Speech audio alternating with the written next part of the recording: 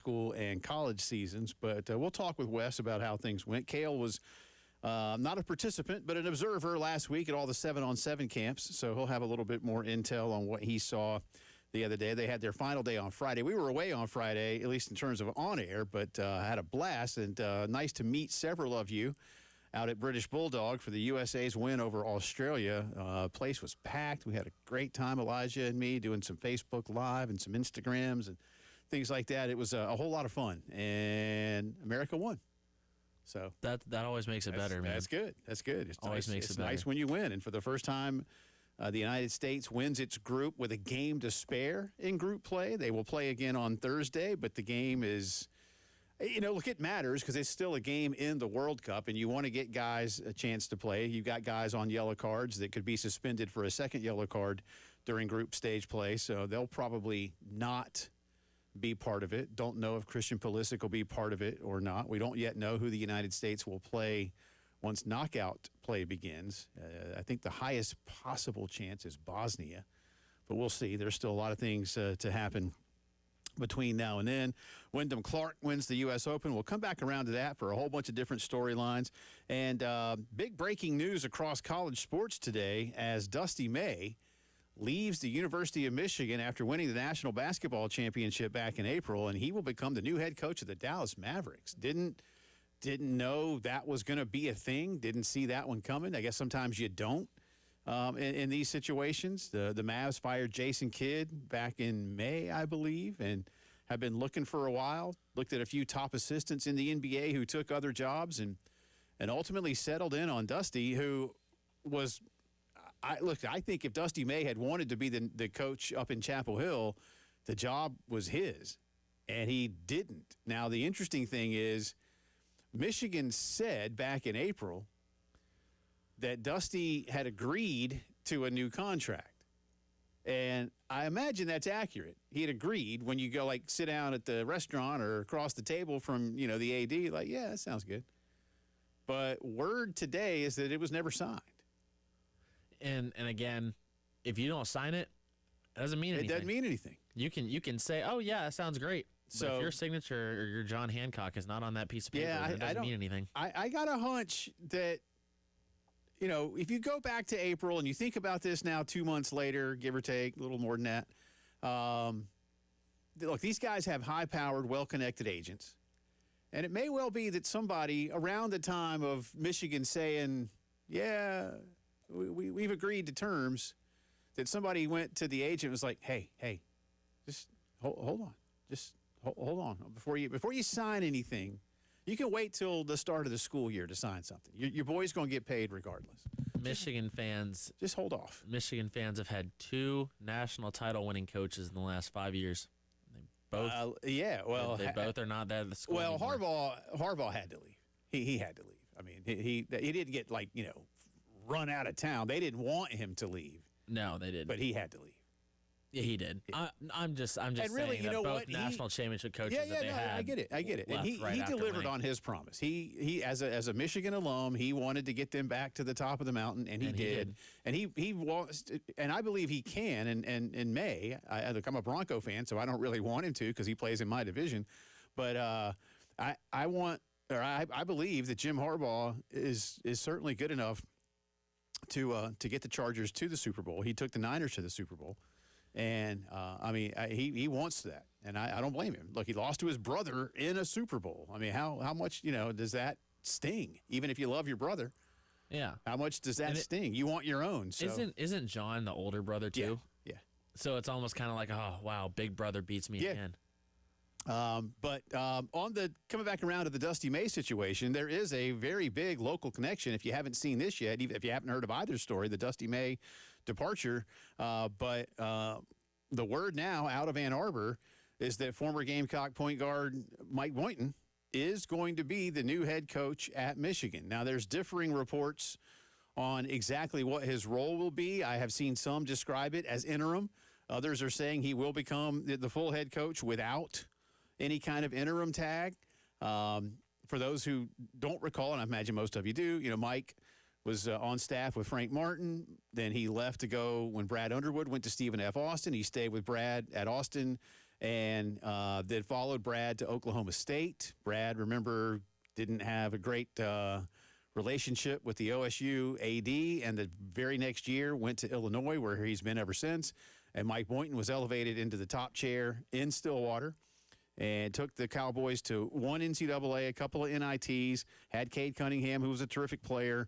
But ultimately, Oklahoma State fans just said, hey, this isn't quite what we're looking for. And ultimately, the pressure was there to try to get something different done. So for the last couple of years, he has been the top assistant to Dusty May at Michigan. And Dusty even calls him defensive coordinator, which is something you don't often hear in basketball, certainly relative to football. But good for Mike. I know there are a lot of you that listen in this audience that were wanting Mike to be the head coach and leave Oklahoma State a few years ago during the process of replacing Frank Martin.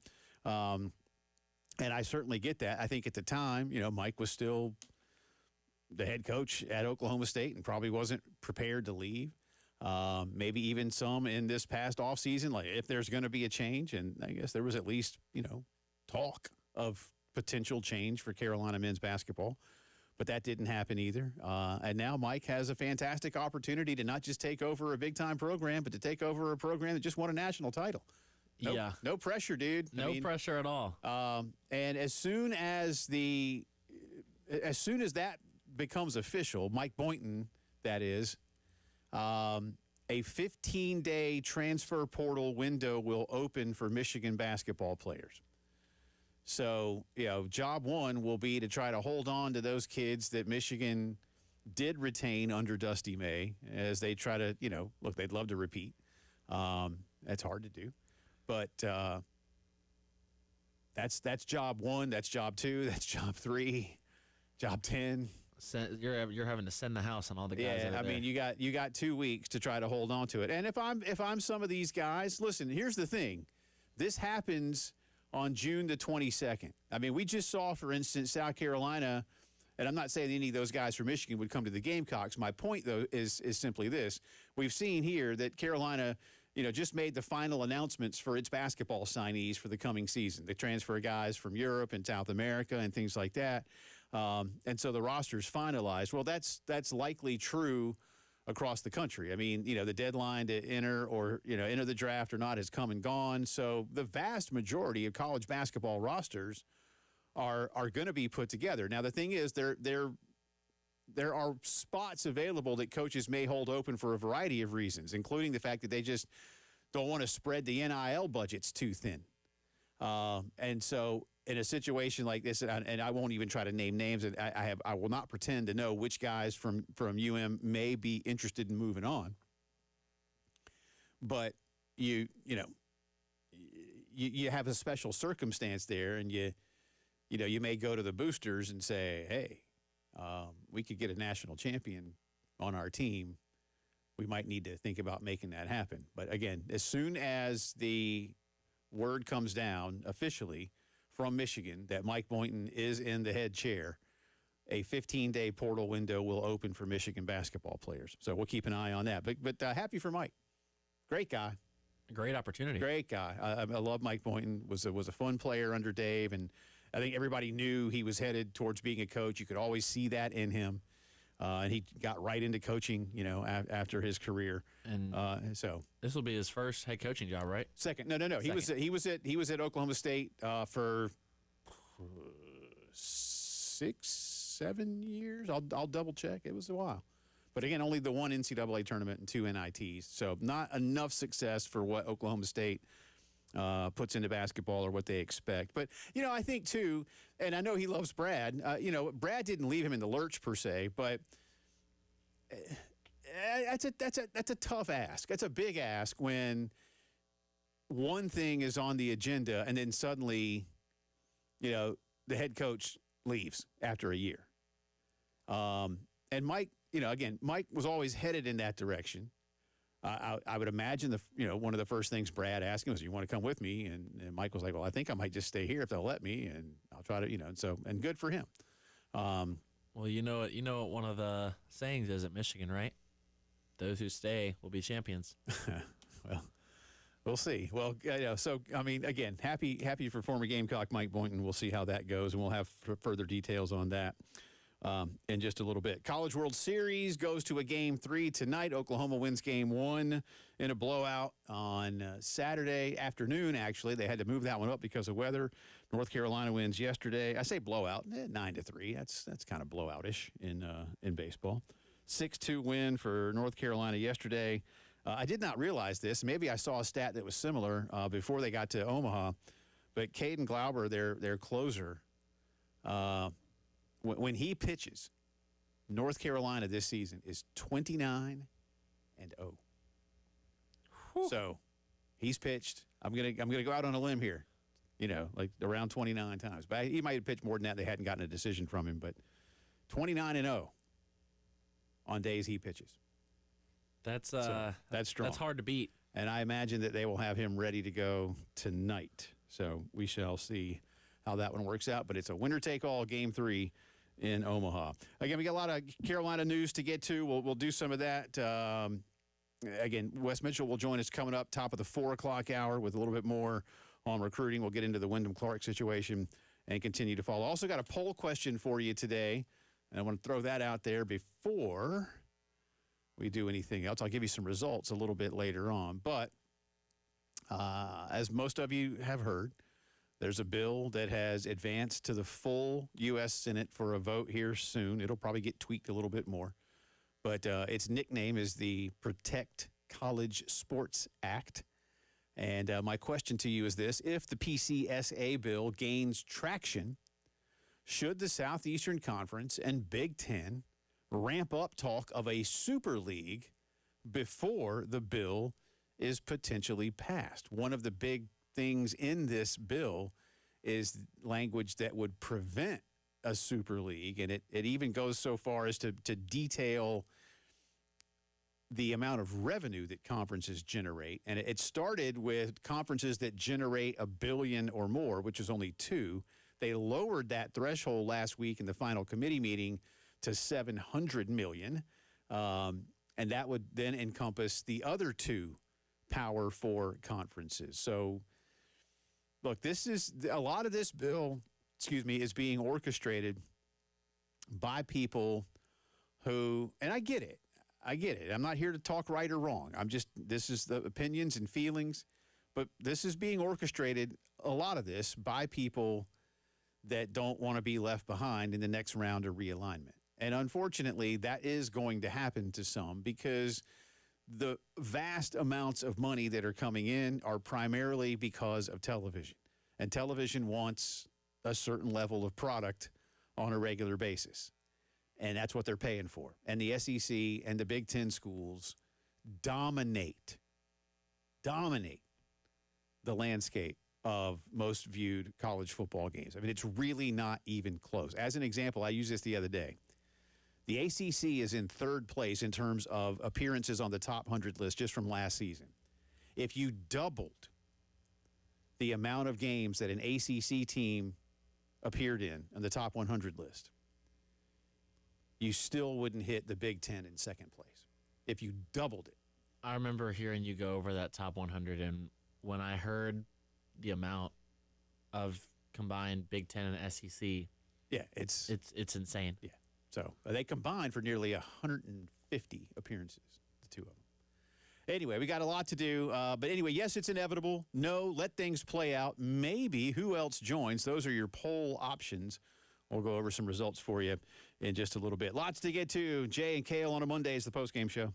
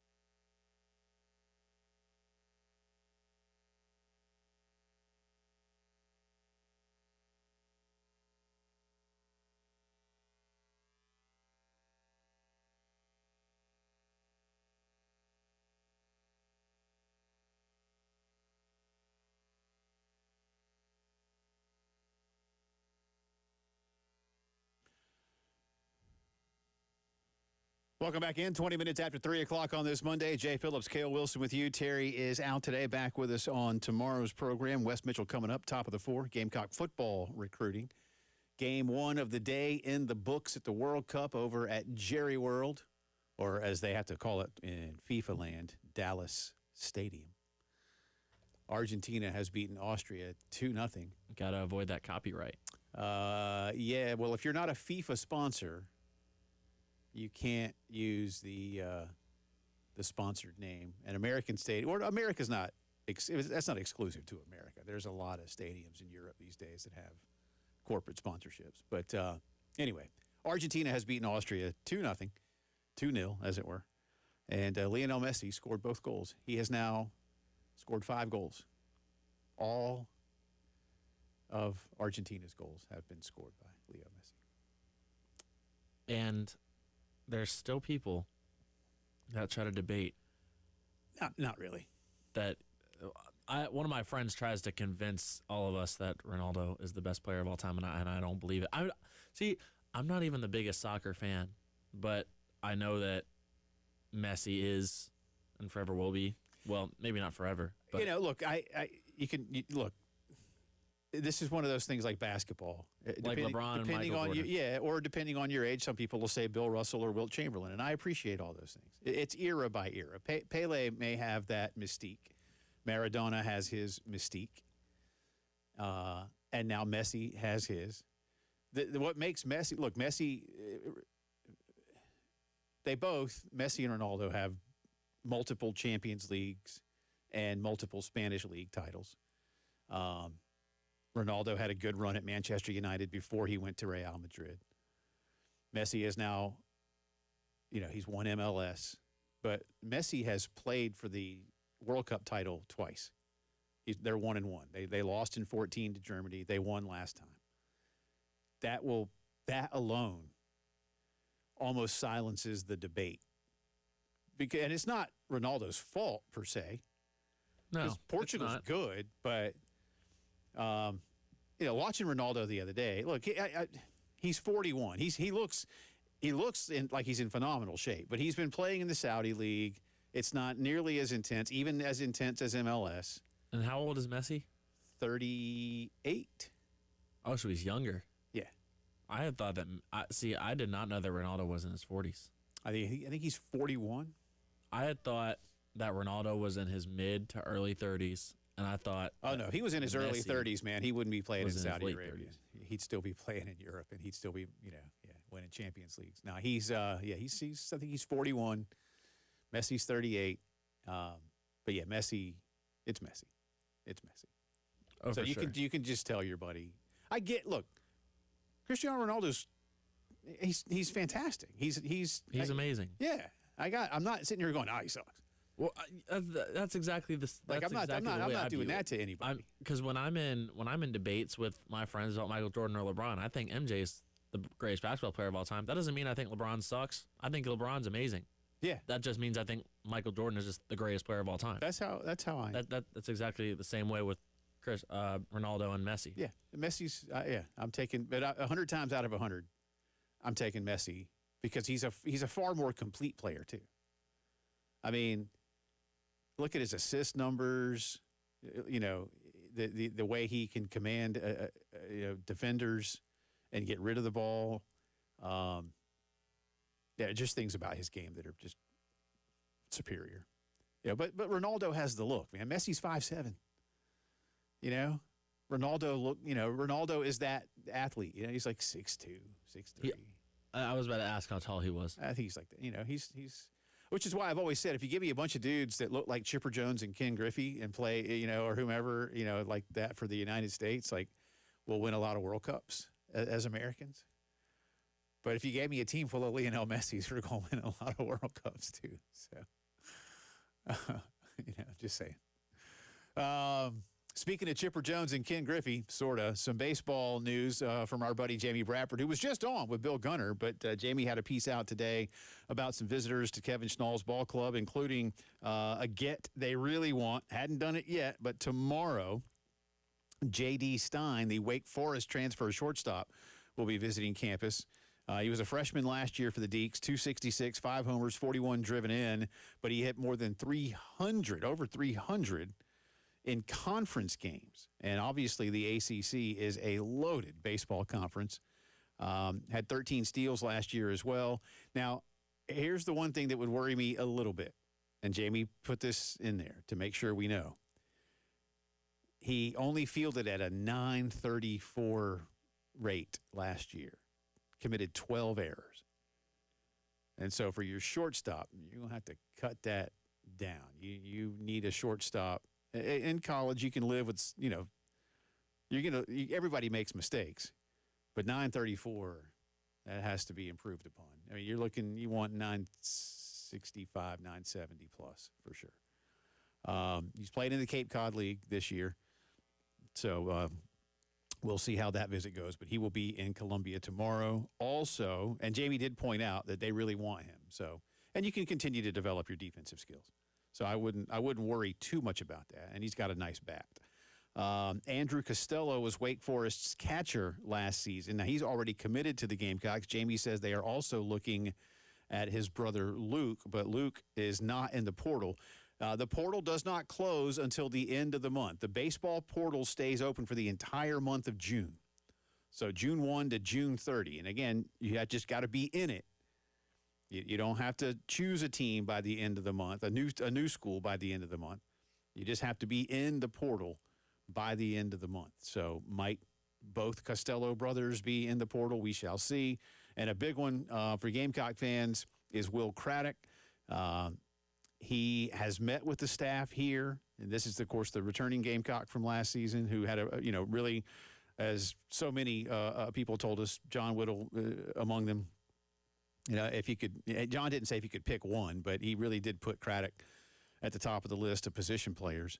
But Jamie, and I've heard this from others too, said that the visit went well and that Will and his family love Carolina. They wanted to see who the next coach was. The difference is Mississippi State and Georgia are his other two official visits, and they have not yet been taken. And Georgia, of course, made the World Series, and Georgia beat Mississippi State to get to the World Series. It looks like this one, and I've heard this from multiple people, and Jamie is part of that too in his list today, that Will Craddock is a lean, if you will, my word, but a lean to Carolina.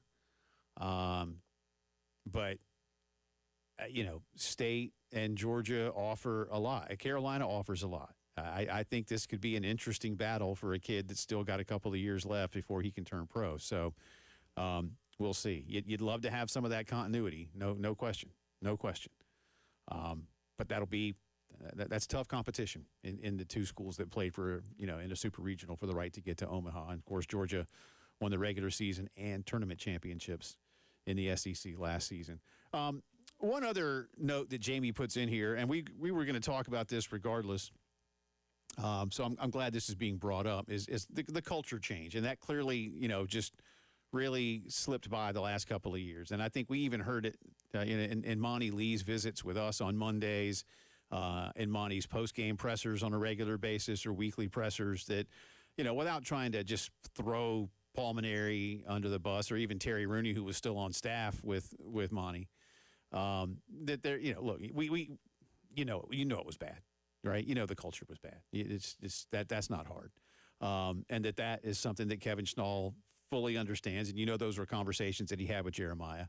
And another one said, too, on, in-state recruiting. And one of the, things, and not that you're going to get this kid, Taj Marchand from James Island is committed now to Mississippi.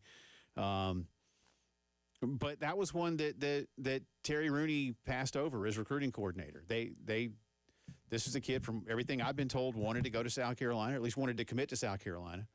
And they went after a shortstop in Florida who ended up, I think, committing to Florida instead. And they just missed out on this. They didn't really recruit this kid, Marchand, out of Charleston. And I don't quite understand that. And that's something Kevin Schnall wants to do. So you should always make a huge effort. You start in state. Kids in state. Yeah, you start when you're big state you start in state, period. That's how it works. Lots more to do on the postgame show. Jay and Kale on this Monday.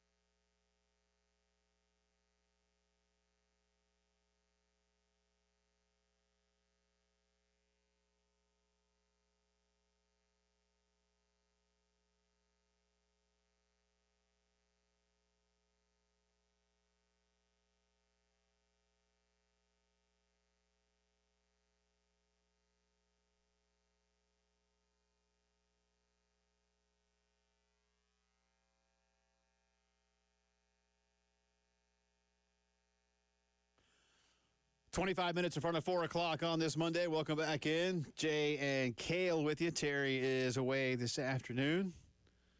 I think he's, I don't know if he's still on dad duty, like moving furniture and stuff, but I think that's what he's got to do is his daughter moved back home, and she's getting ready to move again, apparently. So don't envy you, brother. Oh, man.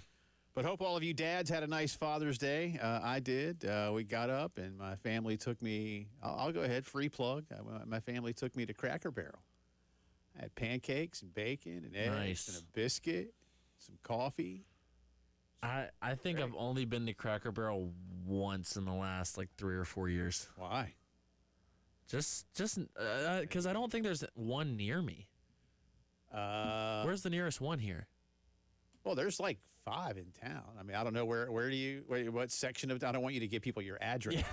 What section of town do you live live in? on air. I mean, I live in Lexington. Well, you got one over there somewhere, don't you? Maybe. I know there's.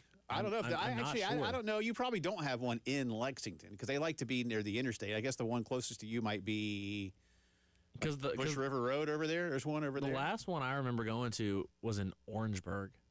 Okay. I went to one there. Yeah, there's one on Bush River. We went to the one on, I get, what is that? Faro and Park Lane out that way? Not Park Lane. Well, yeah, off of Park Lane, Faro Road. Yeah. Near the new hospital. That's where we went yesterday. Okay. That's the closest one to us. I'm assuming it was good. It was great. What was your order? That's what I just said. You're not even listening to me, are you? No, I am listening. Said pancakes and eggs and bacon and a biscuit. It was great. I was seeing if you memorized it. Well, it's not hard, man. It's only 3 things.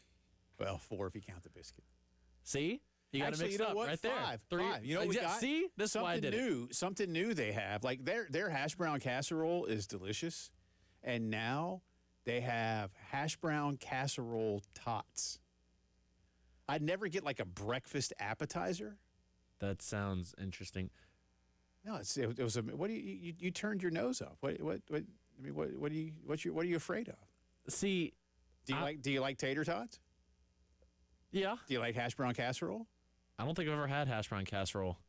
Well, you're doing it wrong. Dude, when it comes to breakfast places, and you're going to judge me for this, I already know. I'm a Waffle House guy. That's fine. I love Waffle House. The All-Star. Yeah. I get it every time. I think that's the only breakfast place I really will go to on a regular basis. I got an IHOP gift card for one of my buddies for IHOP Christmas is good. or my Denny's birthday. is good. I don't go to them. I haven't used it, so I probably need to go there You soon. should. IHOP is there nothing wrong? IHOP's fine. I don't mind IHOP at all. But Cracker Barrel, Waffle House, and then there's great local places that I like to go. I mean, if I want to just go get something good, like a Bojangles Country Ham Biscuit, man. I will say though, when it comes to Cracker Barrel, the last time I went there, and I forget if they do this every time, but the syrup was really warm and they brought it out. Oh yeah, they do. They keep it under a heat lamp. Okay, yeah, I did like that. Yeah, I loved that. No question. Yeah, good time. But anyway, hope everybody had a nice Father's Day for those who qualify. And if you don't, then I hope you had a good day, period.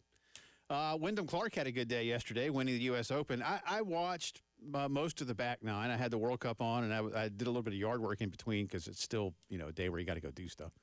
And I remember Dan Hicks saying that a couple of fans had been removed because they had crossed whatever line in terms of the heckling of Wyndham Clark.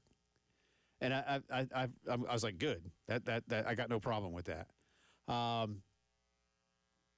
But it was interesting, and I don't know how many of you were watching yesterday. You could definitely hear it. Look, he was in a group with Scotty, and Scotty was going for a career slam. And Scotty is one of the 2 most popular golfers on the planet. He and Rory. Bryson, by the way, might be 3rd, but Bryson missed yet another cut. Bryson DeChambeau, dude, you need to get off the live tour. It ain't helping you. But anyway, Wyndham Clark has a well-earned reputation as being a hothead.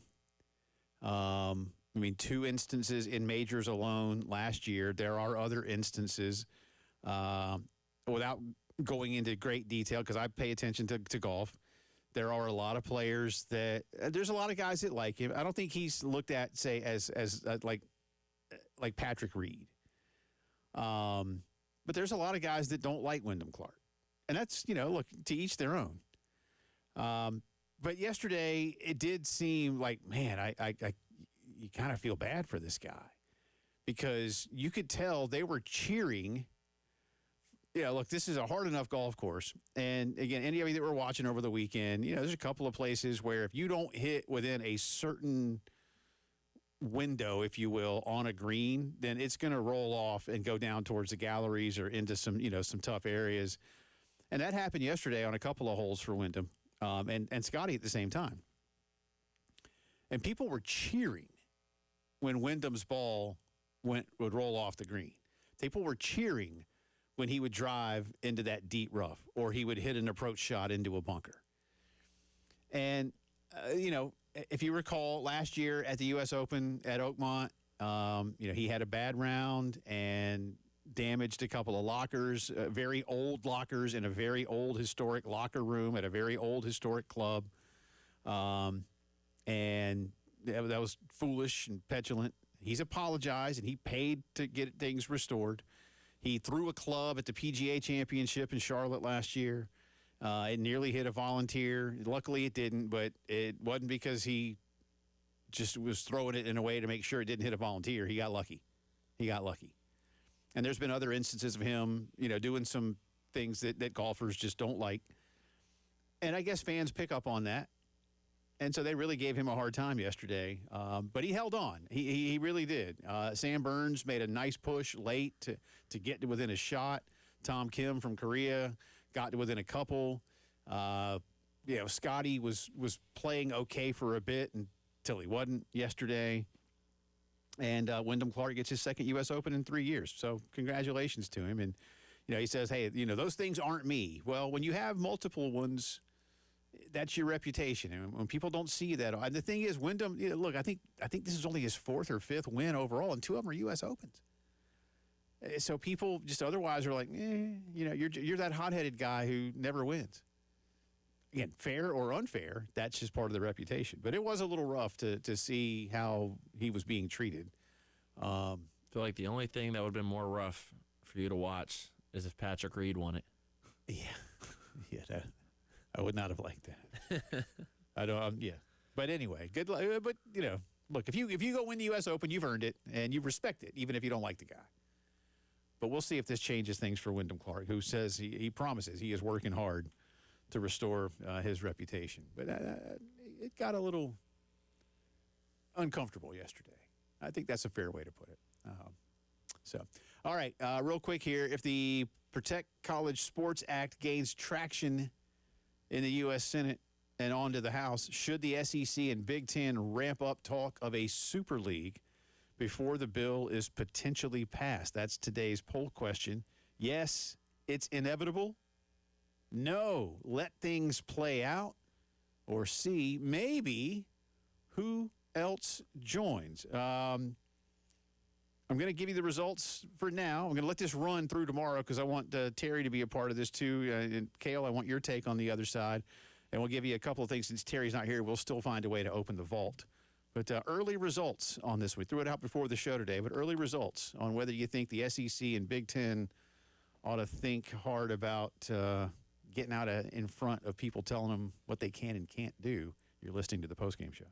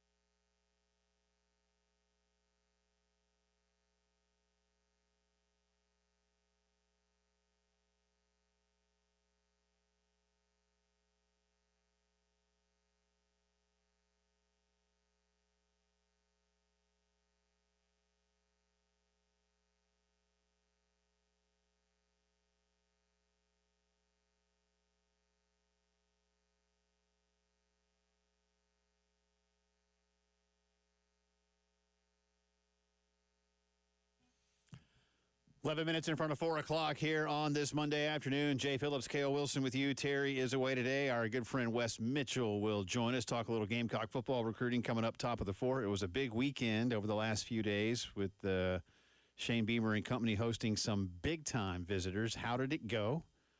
What's Wes's outlook?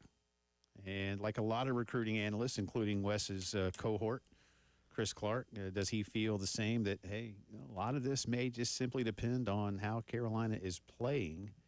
But there was one interesting little bit for one of these guys on getting some, my words here, kind of clarity on, what Shane Beamer's future might look like, because that is clearly being used against South Carolina. There's no question.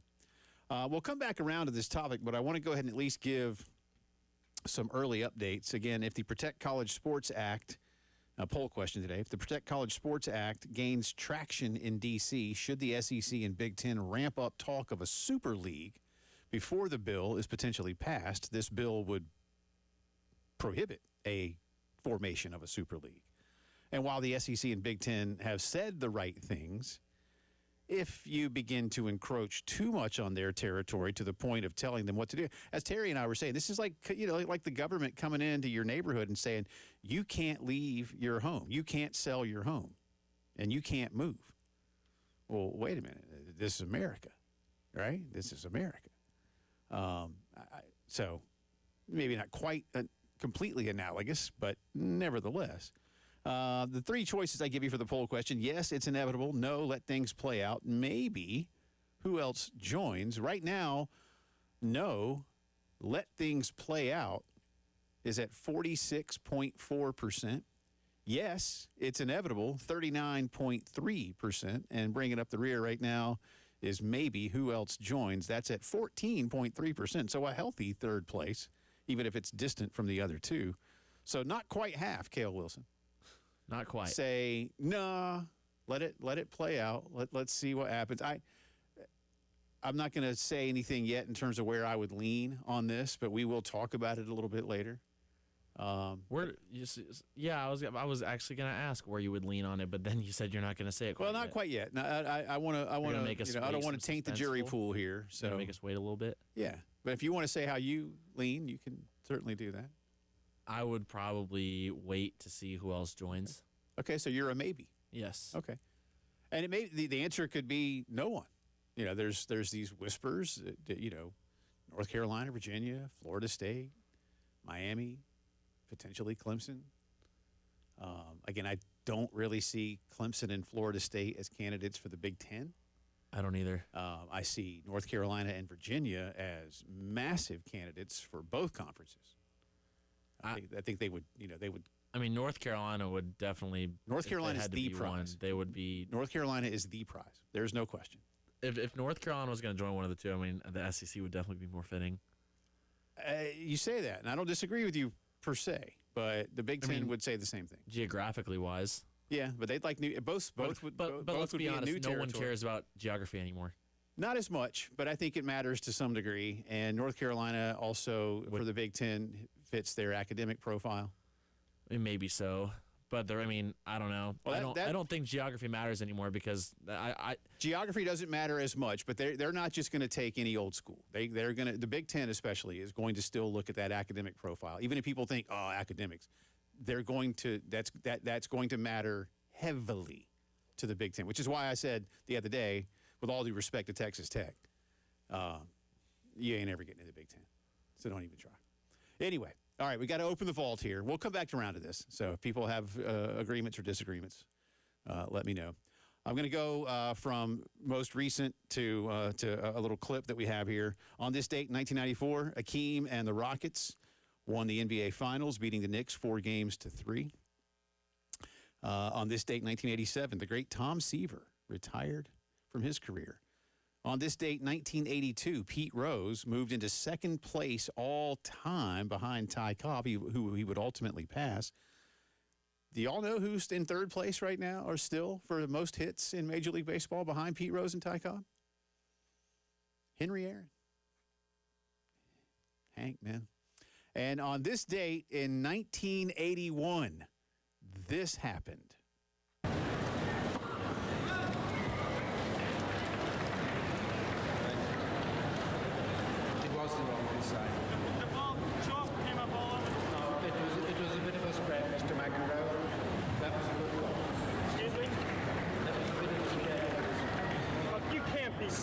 man. You cannot be serious. That ball was on the line. Chalk flew up. You cannot be serious, which has become the catchphrase for John McEnroe. If he never did anything else, that would have been it, right? But one of the most, what's the right word? iconic. Iconic. Yeah. Yeah, one of the most iconic catchphrases in sports. Yeah, that happened on this date at Wimbledon in a first-round match against Tom Gullickson. McEnroe did go on to win the match. You cannot be serious. Good stuff. Good pull from Cale to get that one done on short notice as well. All right, come back on the other side. Top of the hour, our good friend Wes Mitchell, Gamecock Central, and, of course, regular part of what we do here on the game, will be with us. Recap the recruiting weekend. How'd it go? What are the prospects looking like? That and more with Wes coming up. Keep it here.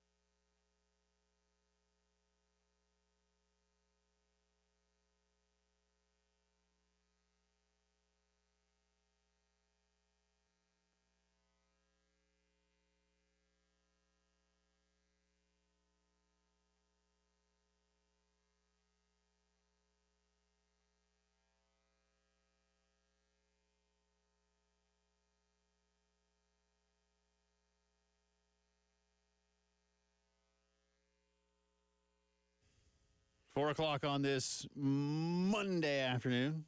Welcome back in. And again, a belated happy Father's Day to all you dads out there. Missed you on Friday. Yesterday, officially Father's Day. Again, had a big breakfast. Had some fried chicken for dinner last night. It's good, man.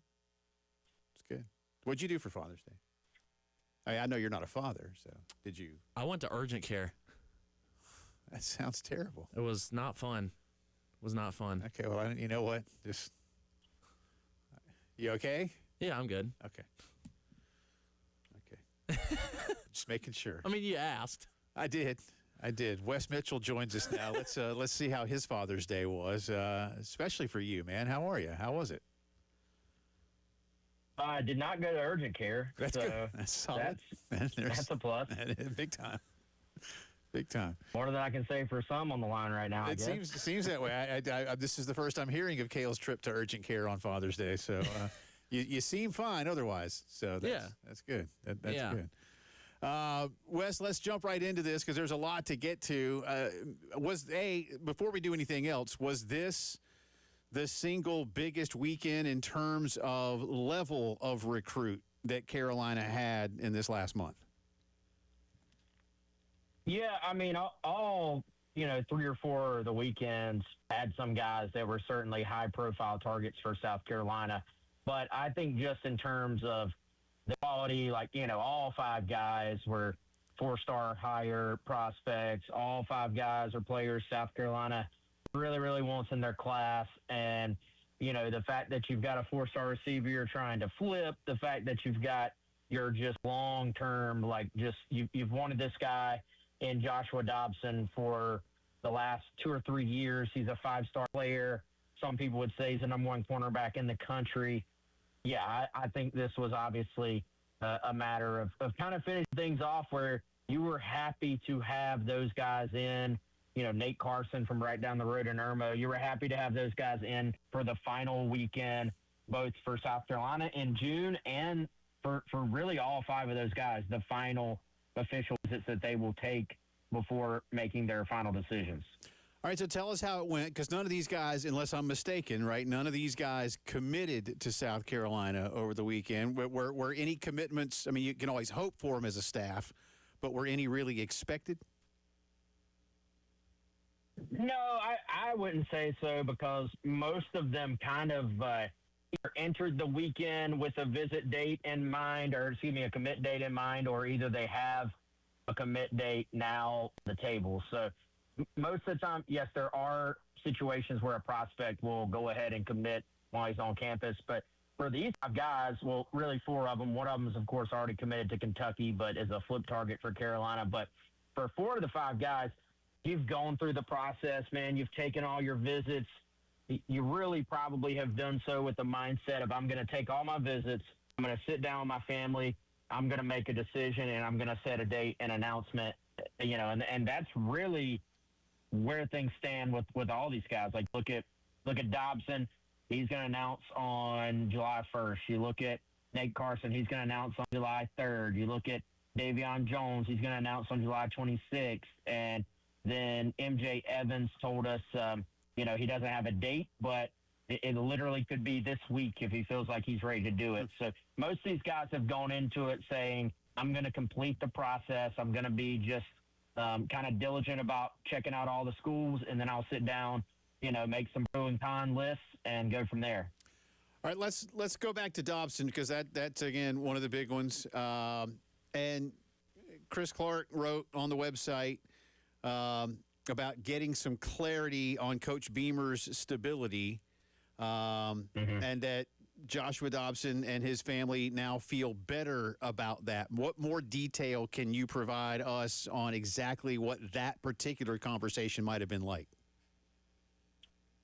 Yeah, I mean, I think first and foremost, the fact that South Carolina kind of, from what we've heard, obviously we have to go off of sources with stuff like this. South Carolina kind of attacked it head on.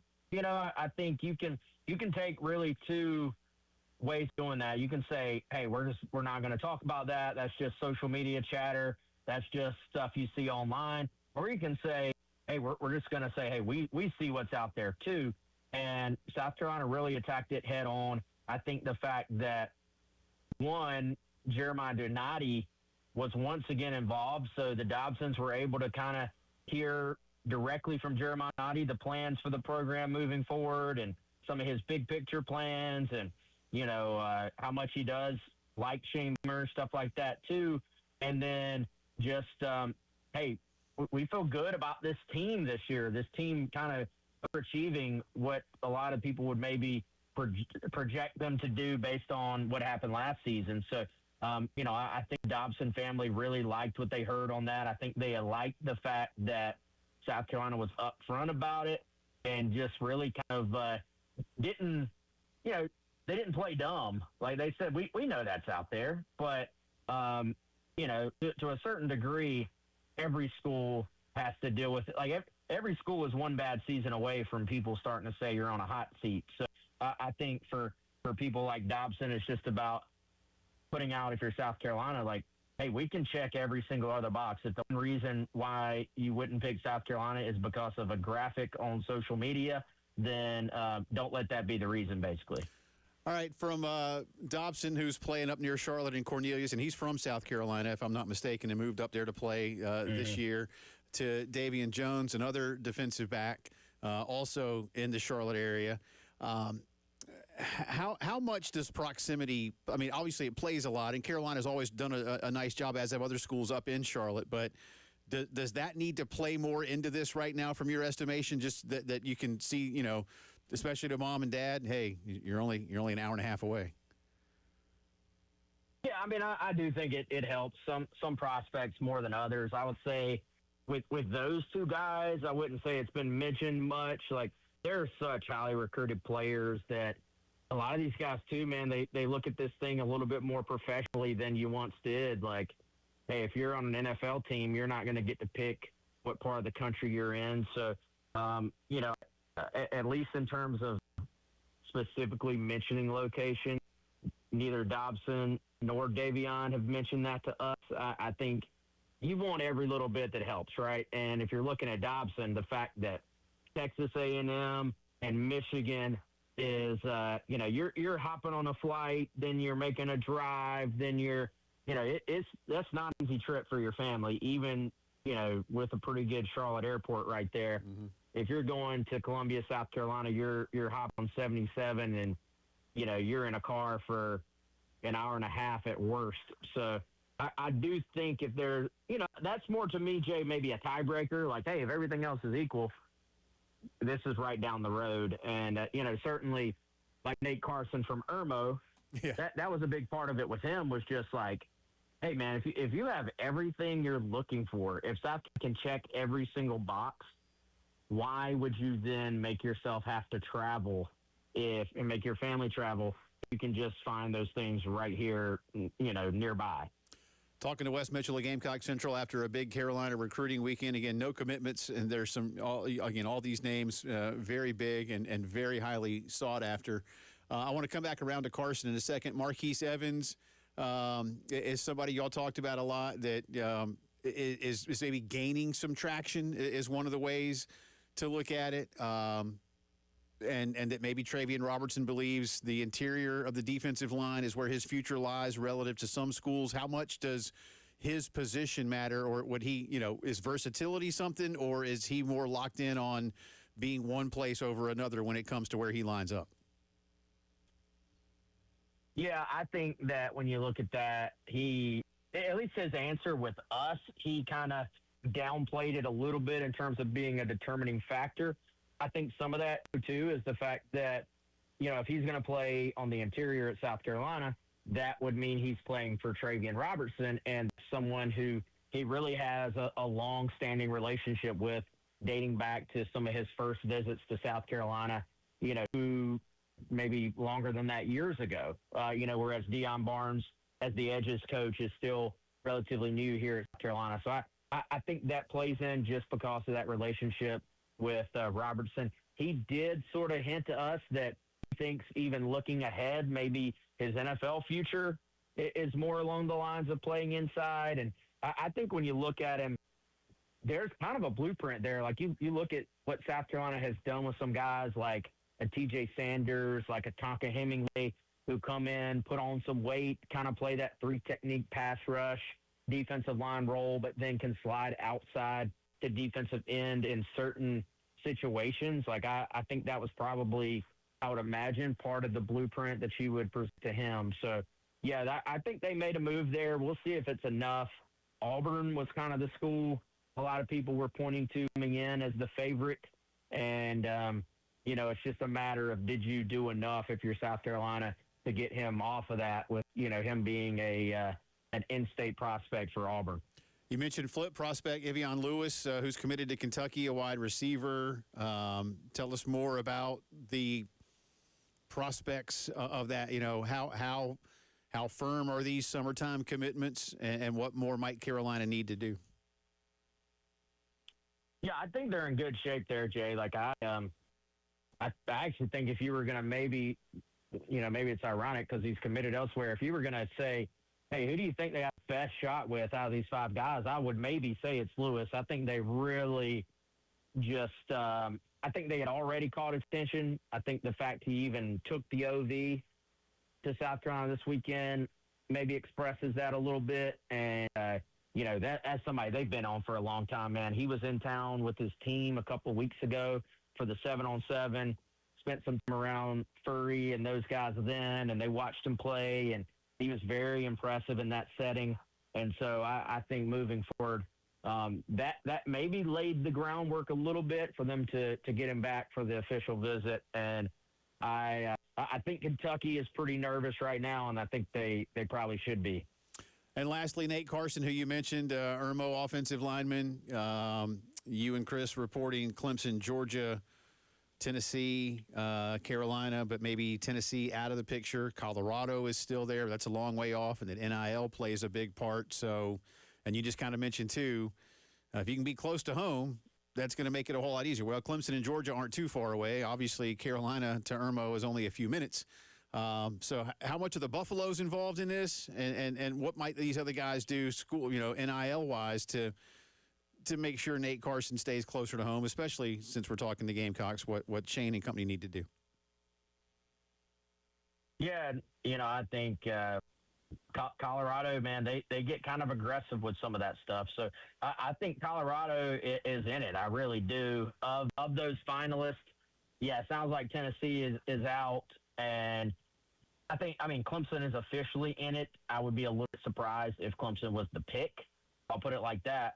I think you're kind of coming down to South Carolina, Georgia, and Colorado, which I know Colorado seems a little bit like an outlier there, but like I said, like Dion and those guys, like they can get aggressive with the NIL stuff. They can get themselves in some SEC battles and win them. So I'm not counting out Colorado at all at this point. Now, I think when you certainly look at the other two, you're like, okay, those are both obviously South Carolina very local to Nate, UGA pretty local to Nate, SEC schools. You have everything that goes along with being an SEC football player.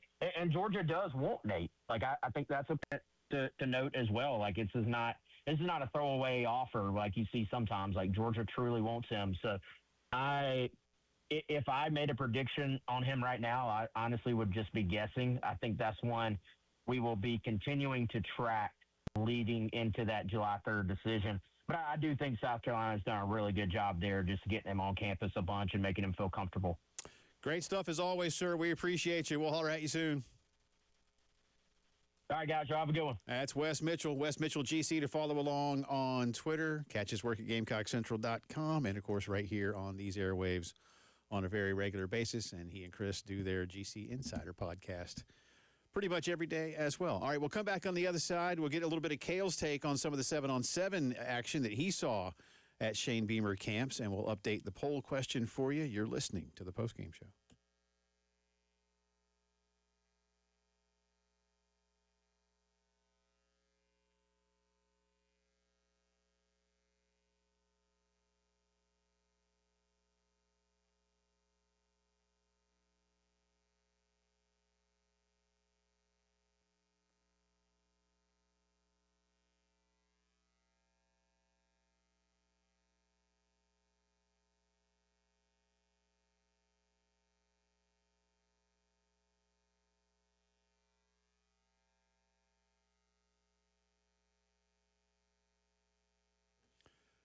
All right, today is one of those days where if you don't have one, you wish you had one. What am I talking about? Talking about a pool in your backyard. Because right now, I got 90 degrees in the Midlands of South Carolina. Could be a little hotter where you are. Even if it's a little bit cooler where you are, it's still hot. Time to jump in. Or, again, if you can't, time to call Griffin Pools and Spas. Let one of their experts come out to your backyard, assess what's going on, talk about your budget and what you want. Whether you just want a, nice little rectangle to kind of, dip your toes in and stay cool, or whether you want something that you've seen, at like a resort, only scaled for your yard. They can do it for you. If you can dream it, they can make it happen. And once it's time to go, they'll set that schedule, stick to it, and stay with you every single step of the way. Go visit them if you want to. They're right there on North Lake Drive near the dam, and you can always learn more online when you visit griffinpoolsandspas.com. They've been doing it since 1976. They know what's up at Griffin Pools and Spas.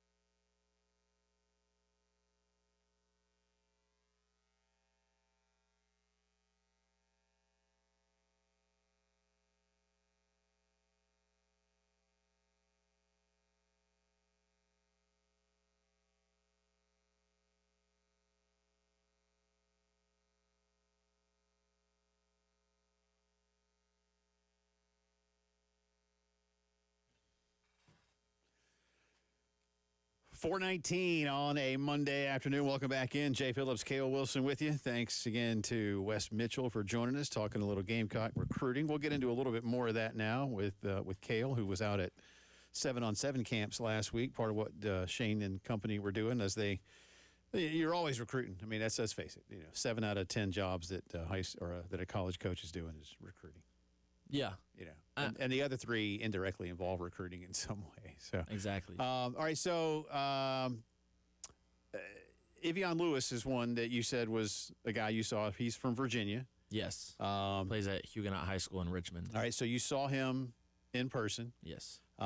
Wes just said if you had to pick right now, even though he's committed to Kentucky, you like Carolina's chances. What did you like about seeing him? Tell fans what stands out. Well, his route running is impeccable. His route running is amazing. I mean, the way that he is able to switch directions on a dime, and the way that he's able to just his speed is insane. And he's not small. I think I don't know what it says he's listed, but when I was near him, because they don't always get the heights right. Right. Because when I was near him, I mean, I'm a pretty tall guy. I've got 6'2", 180. I would have said he was 6'3". Okay. But yeah, I mean, he was But definitely. you're like 6'5", aren't you? I'm 6'7". Yeah. Okay. He was definitely built. He was definitely built like a receiver, and he definitely looked like he's been in the weight room for sure. But it seemed like I was only able to watch 2 of their games. But in those 2 games that I was watching, he played against Camden and he played against Lexington. I think he had 4 touchdowns in those 2 games.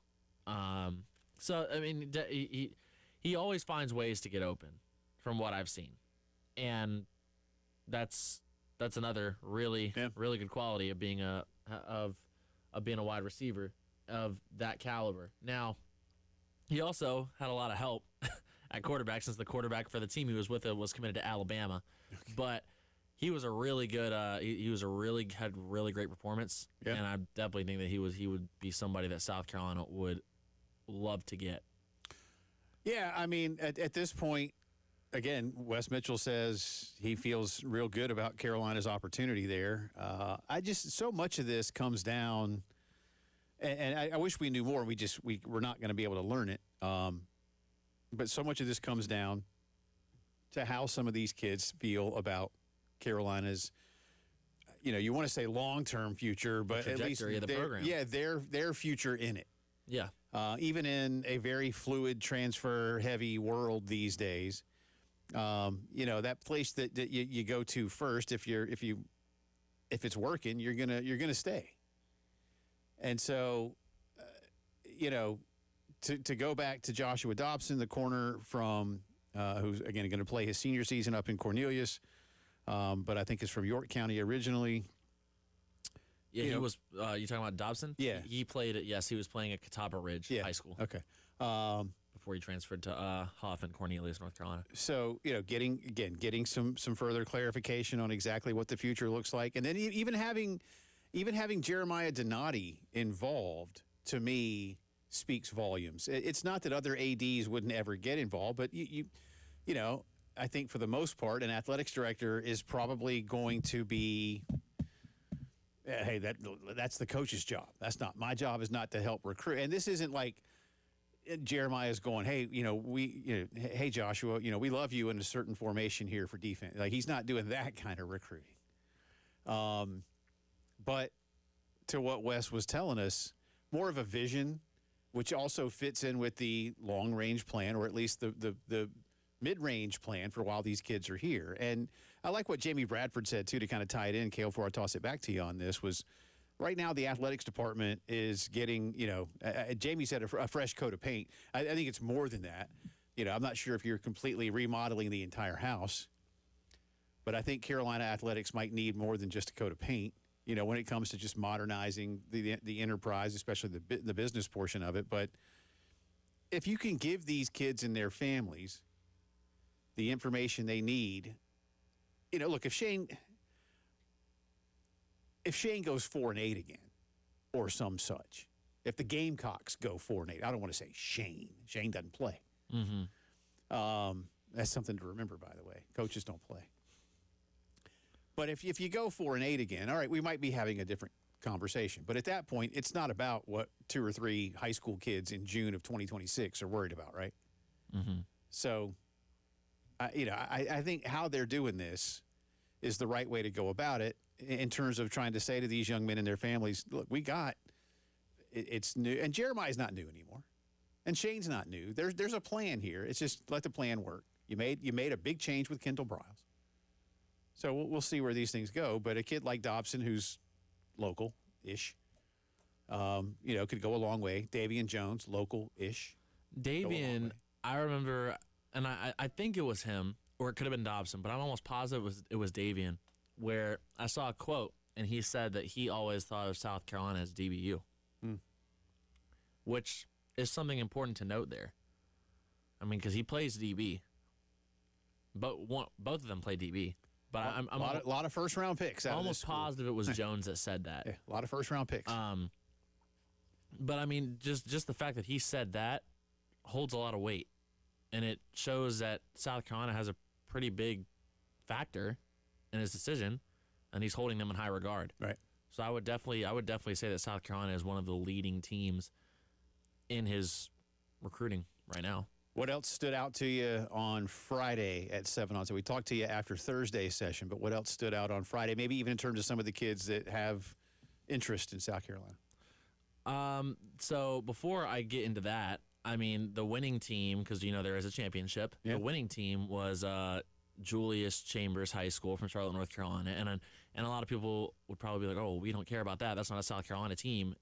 Well, they're coached by former Gamecock Captain Munnerlin. All right. So while it's not a South Carolina in-state school, it almost kind of felt like it was since Captain coached them, and he is a former Gamecock. Yeah.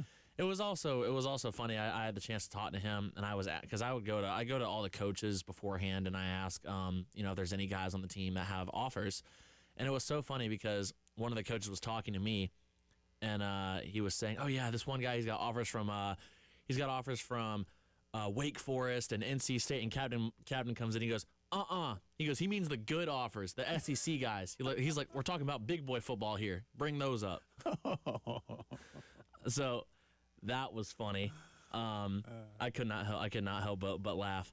So that I'm sure Dave Doran loves hearing that. that was a funny one. That's funny. That is good. Go, Cap. So I did see one guy. Well, I saw a couple guys actually. He plays for Westside High School, and he is a class of 2029, and he already had a bunch of different offers. I know he had an offer from Texas A&M, Southern Cal, and I'm forgetting the other one, but he had a great day, and the coaches were telling me that they were 28, class of 29. That means you're a rising sophomore? correct. Oh, my. And he already had offers from Texas A&M and Southern Cal. Which means you got to be a pretty good athlete if you're getting. Yeah, and no pressure. Yeah, To right. continue to live up to the hype. Exactly. I mean, I don't know how binding these offers are, so. I mean, he played well. He did play well. And the coaches were telling me that they were almost positive he was going to walk away with an offer from South Carolina on that day. Okay. I have not gone back to check if he did get offered, but I know he was getting looked at. I wish I don't think there was another. Oh yeah. There was another guy. His name was Bear Woods. He is the younger brother of quarterback Cutter Woods. Okay. At South Carolina. He is also a class of 2029. He's the quarterback at Westside as well. Okay. And South Carolina has offered him, I'm pretty sure. That's Anderson, right? It's an Anderson, yes. I'd have to go back and double check that because I know they at least have interest in him. But I'm almost positive they offered him. Okay. And then he's already committed. He's not committed to Carolina. But Jaden Kelly Murray, who's a name that has been talked about a lot around this state, the number one receiver in the state for the class of 2027, he played very well. Again, they made it to the semifinals. And he's where? He plays at Oceanside in Charleston, but he's committed to Colorado. Oh, my. It's a long way. Yes, very, very much so. Is he flippable? I'm not sure. Okay. Because I didn't ask. Okay. Well, I mean, anything's possible. I don't know how that conversation goes anyway. Exactly. You know, right? Somebody can ask it somewhere along the Just way. go up to him, "Hey, are you flippable?" Yeah, why not, right? Just see what happens. Yeah, exactly. Well, good stuff. Good stuff. And thanks to Wes. And if you missed that, we'll re-rack a little bit of that recruiting visit with Wes coming up for you as part of the Gamecock Notebook. On the other side of the break, the latest on Brendan Sorsby. Interesting take from Mike Florio of Pro Football Talk on how the NFL might view his status when it comes to a supplemental draft. That and more when the postgame show returns.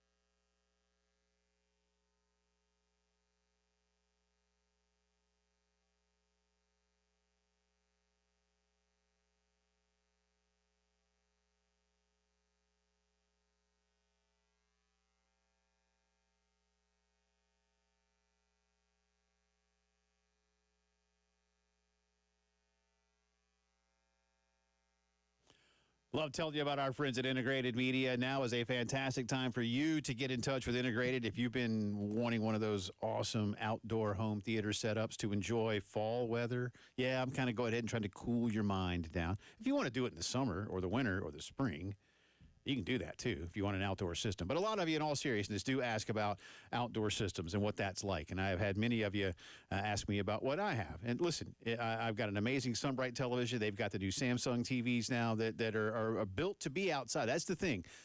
When I say that, like you got to cover it all the time, you got to bring it in during heavy storms. No, you don't. They are this equipment is built to be out there. So are the speakers. So are the subwoofers. You can rock the neighborhood outside, and it's just like being in a movie theater. So call Integrated if an outdoor system is something you've been wanting to enjoy your sports and movies all the time. 803-948-8327. Nobody better than Integrated Media.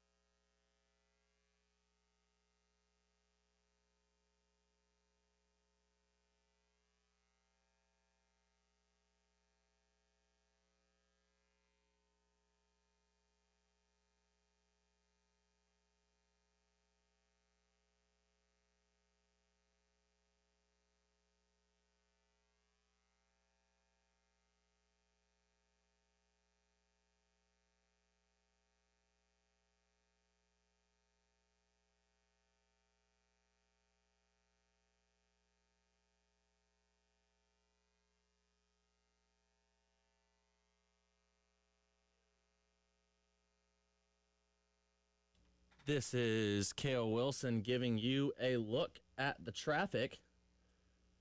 Taking a look here, we got a couple accidents to report. Got one in Richland County on Bush River Road at I-26. One in Columbia on Corley Mill Road at River Chase Way. One in Lexington County on St. Andrews Road at Jamil Road. One in Richland County on Two Notch Road at Park Lane Road and Decker Boulevard.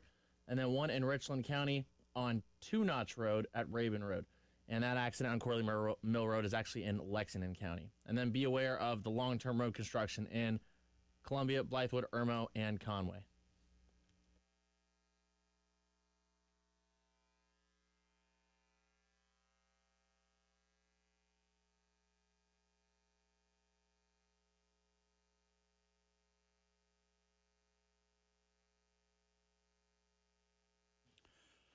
.25 in front of 5 o'clock.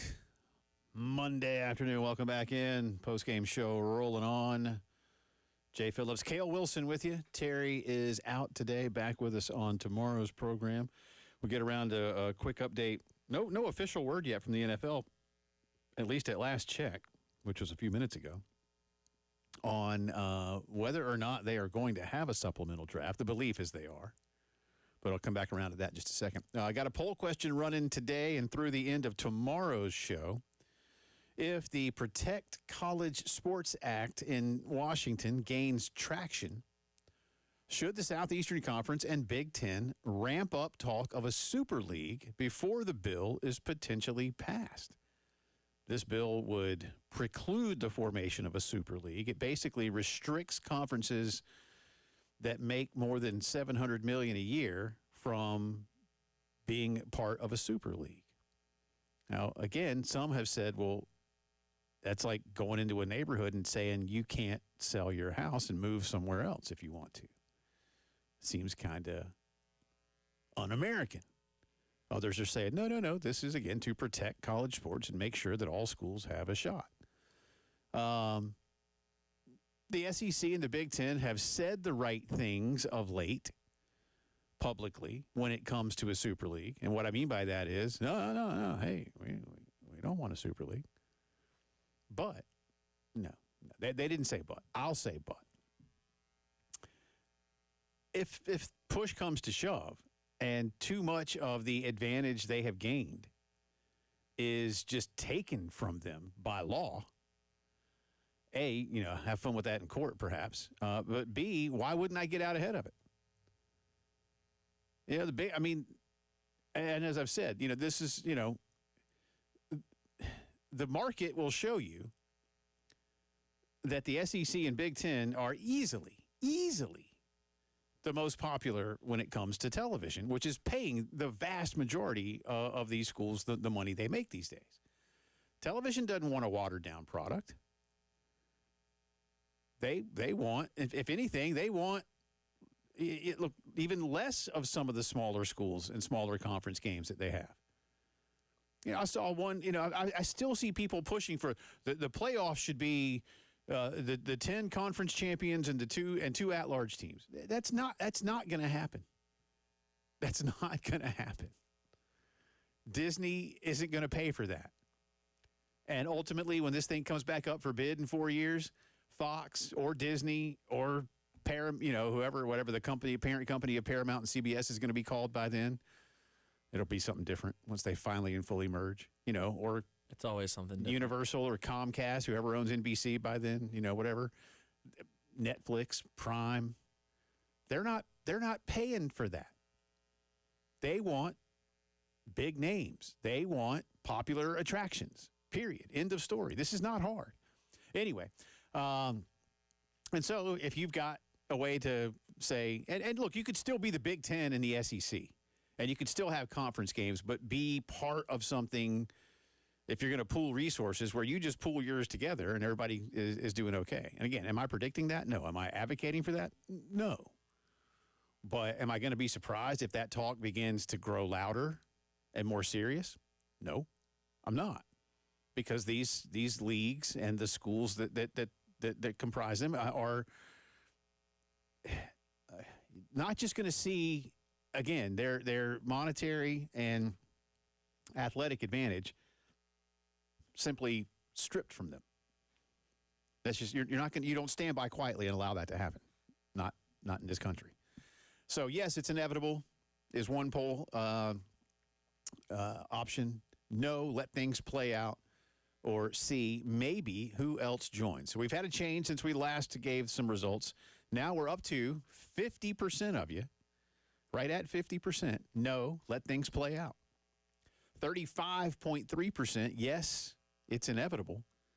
And 14.7% say maybe who else joins. We're going to run this through tomorrow's show. We'll have some more thoughts on it throughout, but interesting takes. And again, I'm not saying that any of this is going to happen or predicting it or advocating for it, but I wouldn't stand by and go, oh, they'll never talk about that. I think they might. If they need to, if they have to. I think they might. Meanwhile, so much, and we've moved on now to the football portion of this next story, and that is Brendan Sorsby's application for the NFL supplemental draft. Today is the deadline for anyone to apply for the supplemental draft if they fit the requirements. And I haven't heard, nor has anything been put out there that anyone else has applied for the supplemental draft. After that, the league needs to look at what the CBA says about who actually qualifies. Brendan Sorsby would be a qualified applicant, or so it would seem at this point. He was not back in April eligible for the draft, basically because he didn't apply for it. So that, means he wasn't.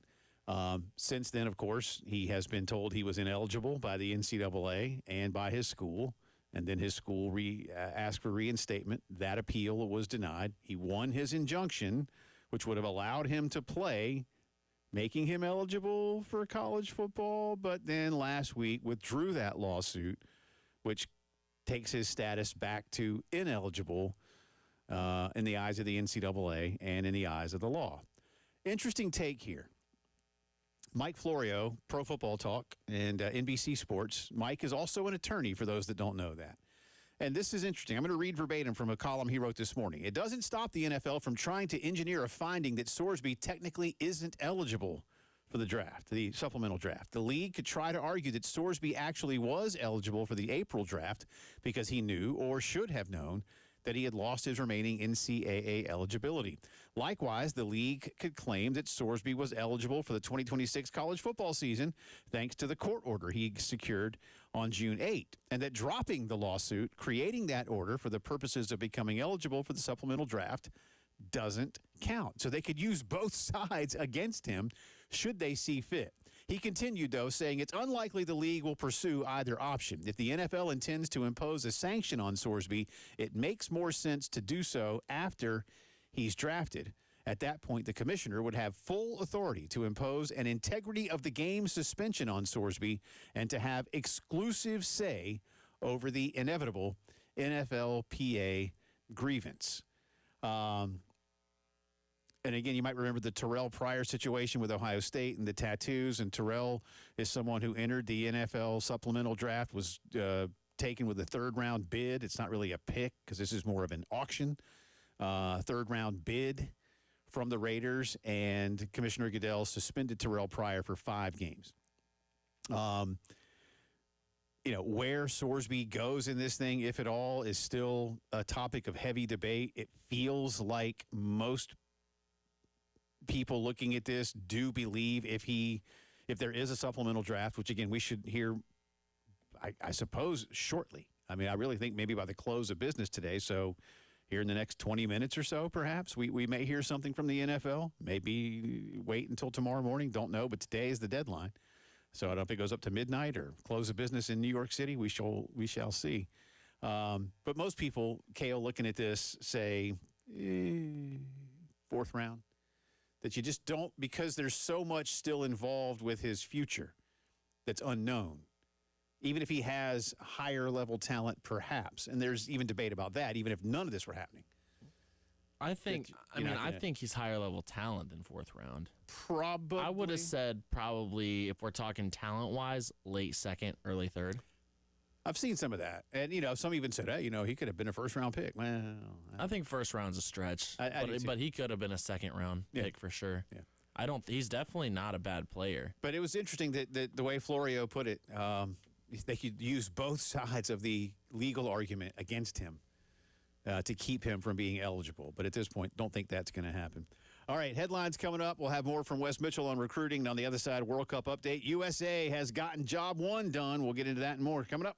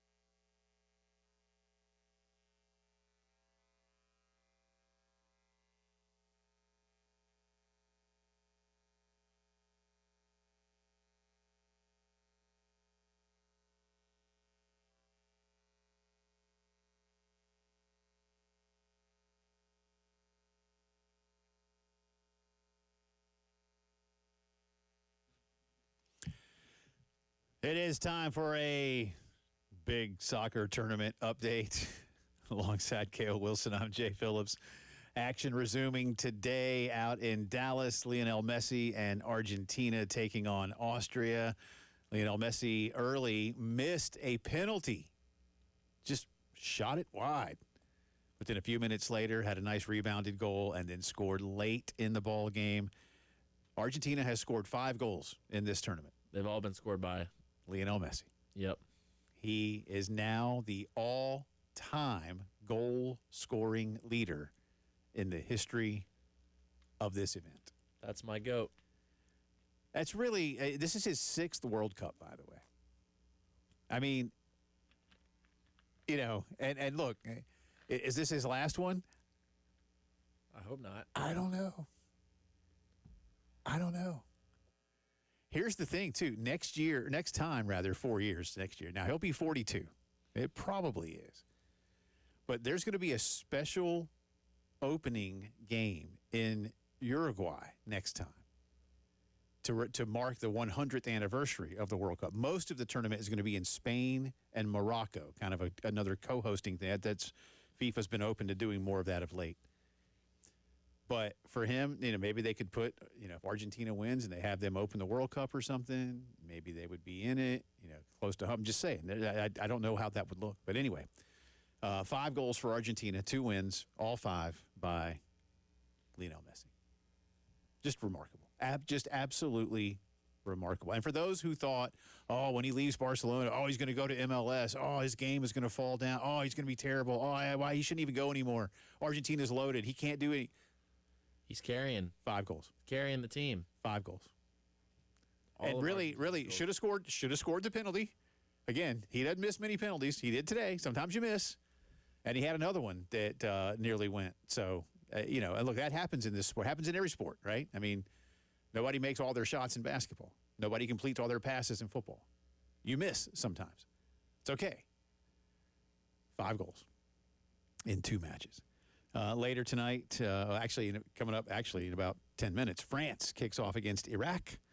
Tonight, Norway and Senegal, followed by Jordan and Algeria. So, again, France and Mbappe and Michael Olise and just a loaded cast of characters. Norway with Erling Haaland scored a bunch of goals. Going backwards to Friday afternoon. Again, great to see so many of you. Thanks for speaking to us out at the Bulldog as the United States beat Australia 2-0. Another own goal that was created by just amazing and frenetic pace from the United States, making just like it happened in the opener against. I've already forgotten who they beat in the opener. Now Paraguay. Sorry, had to think back for a second.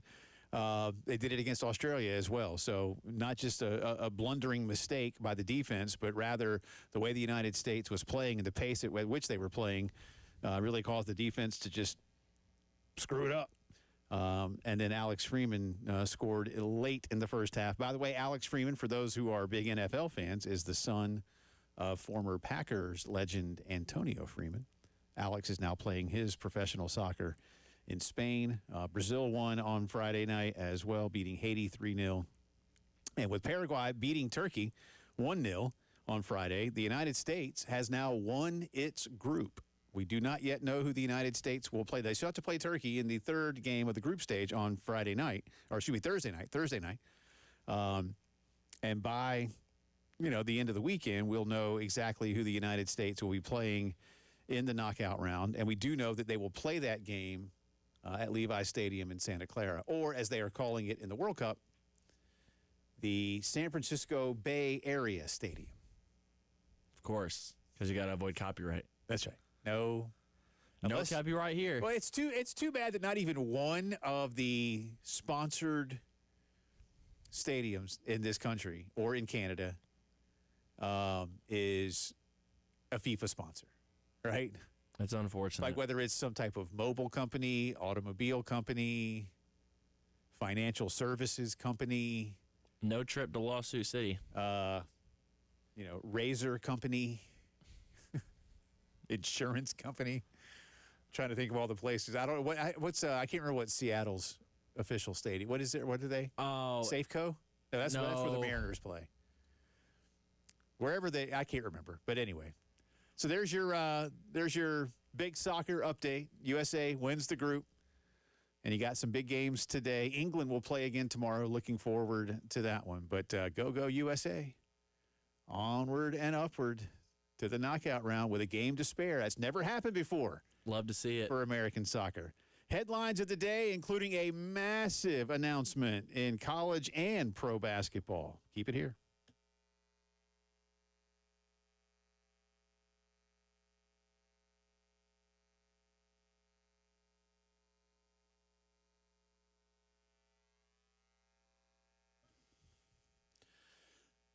And like I said, during that update, we had a fantastic time at the British Bulldog Pub on Friday. Place was absolutely packed with fans. Such a good time. Enjoyed some great food. I had the Folkestone fish sandwich and those hand-cut fries. My daughters were out there. They had the beef eater. Yes, we got some sausage rolls because you got to. That's the way it works. Had a nice pint or two and enjoyed great company with Mark and Vinny and the whole crew and Rob having us out. It was an absolute blast. And if you want to watch these games with the like-minded folks and enjoy some great beer and great grub, no better place to do it than the British Bulldog. They've been around for so long. I love the food. I love the atmosphere. And they got TVs everywhere. You can't help but see all the action going on. Bauer Parkway in Harbison, where they've been for, a decade and a half, longer than that. Go see my good friends at the British Bulldog Pub.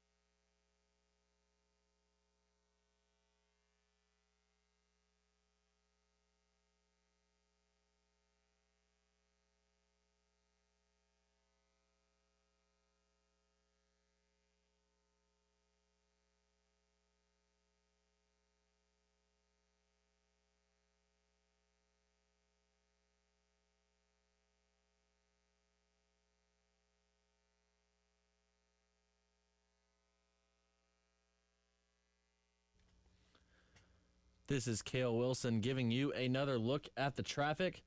Still got an accident on Bush River Road at I-26 in Richland. Still got that accident in Lexington County on Corley Mill Road at River Chase Way. And then we've still got that accident also in Lexington County on St. Andrews Road at Jamil Road. Then accidents in Richland on Hardscrabble Road at Summit Parkway, Two Notch Road at Park Lane Road, Decker Boulevard, and Richland County on Two Notch Road at Raven Road. And then the long-term road construction on Bluff Road, Blythewood Road, Broad River Road, Highway 701, I-20 between exit 61 and exit 63, and I-26 between exit 108A and exit 125. Coming up tonight, it's Game 3 of the College World Series, North Carolina versus Oklahoma.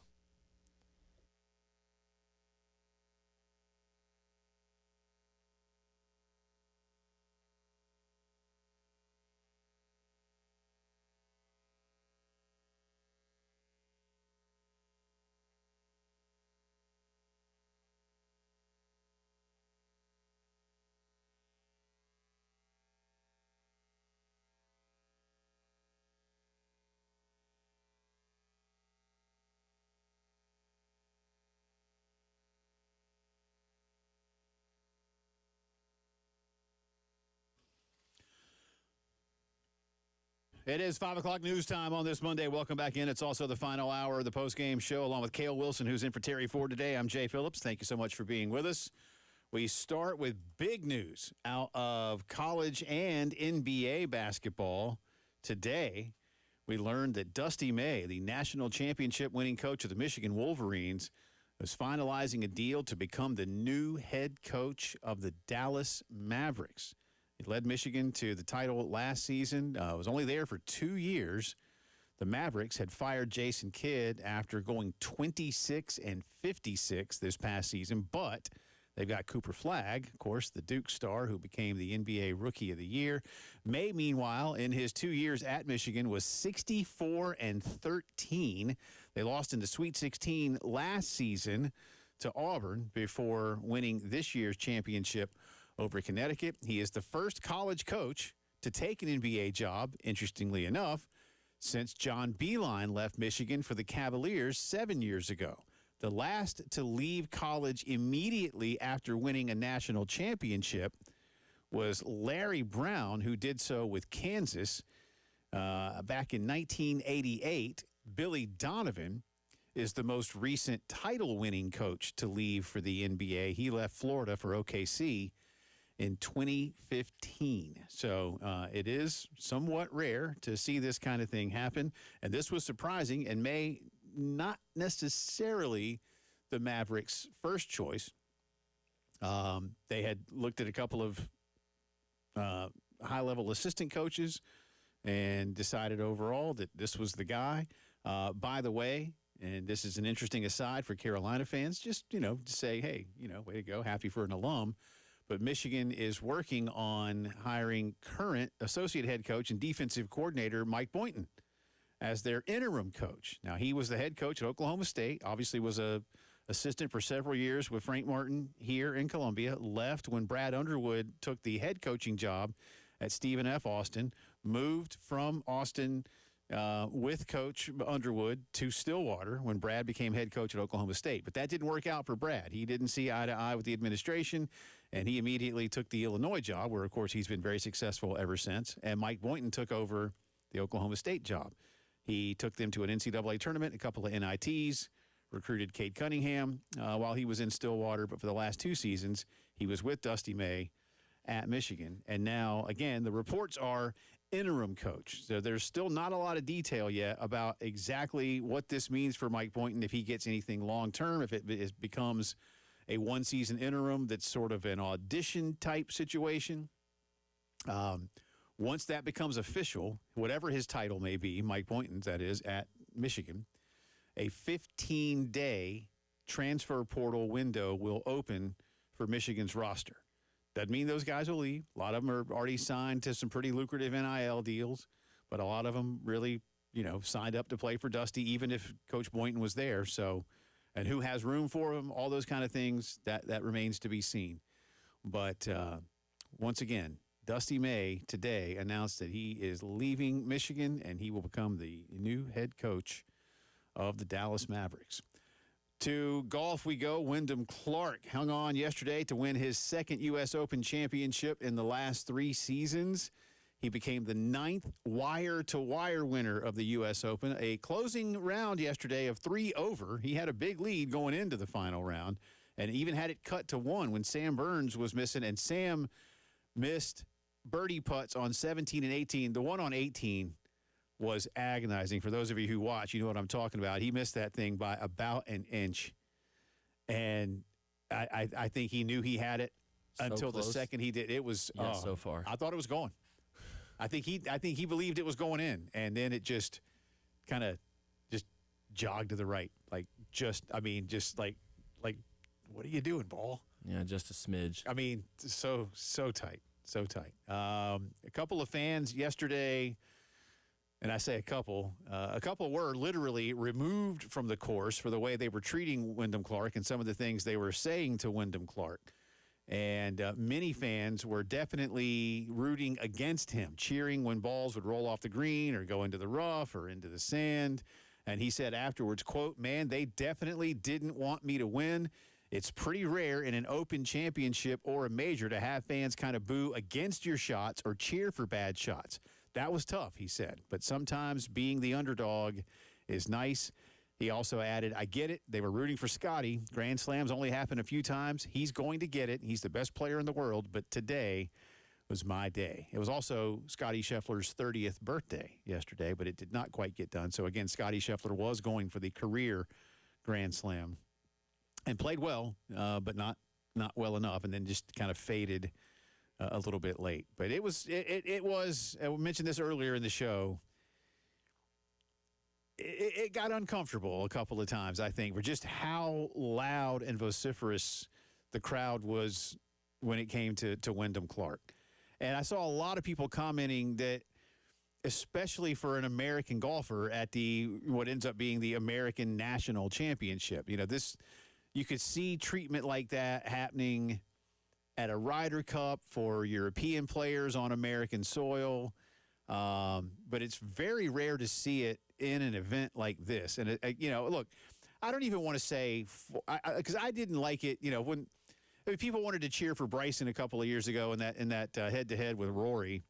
Rory has been living in this country for such a long time and has been such a stalwart for trying to keep golf in a good place. But I can appreciate cheering for Bryson. But, some of the U.S. that even happened down at the Heritage, back in April when Matt Fitzpatrick was on his way to a win. It was a bunch of USA. I'm like, y'all, it's the Heritage. What are we doing here? It's not. This is not international play. This is a pro event. I mean, I said it. I think I said to Terry Cale, does anybody go to a baseball game, and cheer against Ronald Acuna because he's from Venezuela? No. I mean, he plays for pretty weird if they did. Yeah, it's just so on the pro tour, I just don't really get as much of that. Or that's also the same thing if you go to a baseball game and you just openly cheer against Ohtani. Well, I remember somebody called in here a couple of years ago after that Rory and Bryson situation, and I was like, because I was pulling for Rory. I'm not a big Bryson DeChambeau fan. Don't mind admitting that. I don't care where he's from. When he's playing for America in the Ryder Cup, yeah, I'll cheer for you then because, America. Would you cheer for Patrick Reed if he was representing America? You know what? I remember when he was on the team, man, and he had a pretty good weekend. Does that answer your question? Anyway, no, you didn't say yes or no, so it doesn't answer my question. Anyway, well, I love my country. Let's put it that way. I love my country. But I remember a guy calling in and go, "You'd really pull for a European guy over an American guy in the U.S. Open?" I'm like, yeah, because it's not an international event. But then I remember telling Terry, that'd be like, a Braves fan going to a Braves-Phillies game and cheering for Bryce Harper because he's American, but not cheering for Ronald Acuna or Ozzie Albies or something like that. Like, no, yeah. That's ridiculous. Yeah, so not apples to apples, but Wyndham is from Denver. So the treatment he was getting, as he went up against the guy from Dallas was different. And he's not the villain that Patrick Reed is, or maybe even that Bryson is in some people's minds. How is Patrick Reed even a villain? There's a lot of people that don't like Bryson DeChambeau. How is Patrick Reed a villain, you ask? In your eyes. Oh, we don't have time for that right now. This is the news segment. You'll have to. I'll pull you aside after the show. Trust me, it's real. Anyway, happy for Wyndham Clark. That's a second U.S. Open in 3 years. That's hard to do, man. That's hard to do, and there are not a lot of two-time winners of this event to begin with. And again, to go wire to wire for the 9th time in 121 chances, pretty good. Pretty good. So way to go, Wyndham Clark, even if you've got some work to do to repair that reputation. In the meantime, speaking of the Atlanta Braves, they dropped yesterday's game, but did take 2 of 3 against the Milwaukee Brewers. Now the Braves all the way out on the coast as they take on the San Diego Padres. Grant Holmes goes tonight. He is 4-3 with a 4.33. Michael King will be on the hill for the Pods. He is 4-6 with a 3.60. The Braves have seen their lead in the last week or so go from 10 games to 6.5 games in the National League East. And finally, going back to basketball, Giannis Antetokounmpo is going to be traded, say the Milwaukee Bucks, and they are still working on exactly to whom. It now, according to Shams Charania of ESPN, will either be the Celtics or the Heat. Boston's offer would send Jaylen Brown to Milwaukee in basically a straight-up swap. The Heat would offer some cost-controlled contracts and what the report says is significant draft capital. Miami has the number 13 pick in this year's draft. Giannis wanted out before the start of last season. They couldn't quite make it work. He will be out this season. He will stay in the Eastern Conference, and he will either be a Boston Celtic or a member of the Miami Heat. All right, there you go. That's our integrated media headlines of the day. We'll come back on the other side. Our buddy Wes Mitchell joined us earlier in the program to talk a little Gamecock recruiting. It was a huge weekend on campus in terms of what Carolina is trying to do here ahead of the 2027 recruiting class. We'll get Wes's take on exactly how it went and what to expect moving forward. That's part of the Gamecock Notebook next.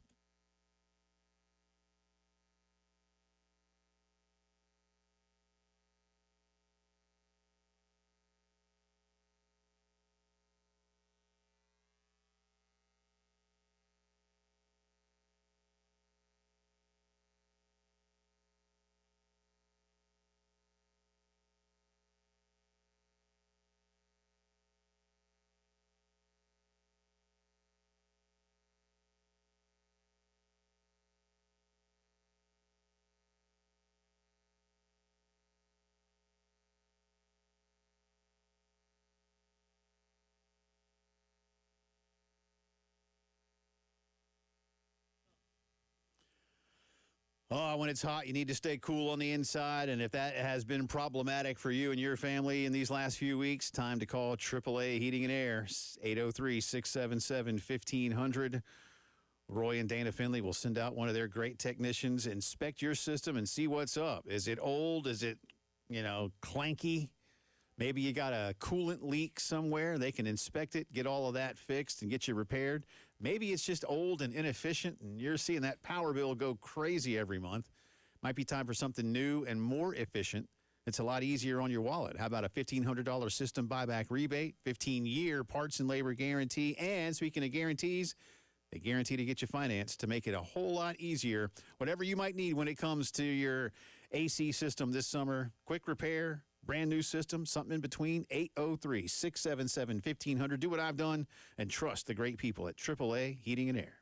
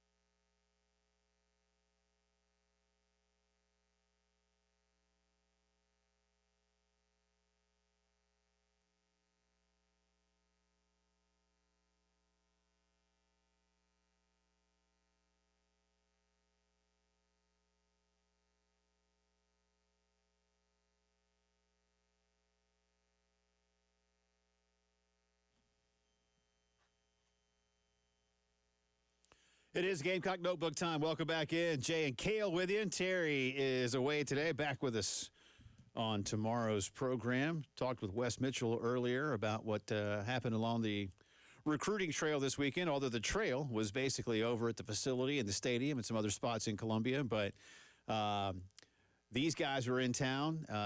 Ivion Lewis, a four-star wide receiver from Virginia. You had Marquise Evans, who is from Alabama, was in town. And I'm trying to think of who else here. Marquise, by the way, is a defensive lineman. You had local product Nate Carson, O-lineman from Irmo. And you had defensive backs from the Charlotte area, Davion Jones and Joshua Dobson. So all 4 or 5-star recruits. Dobson is a big-time 5-star who a lot of people want. And they all had good visits from what we're told. But we started Wes off here with asking if any of these guys were expected to announce commitments to Carolina this weekend.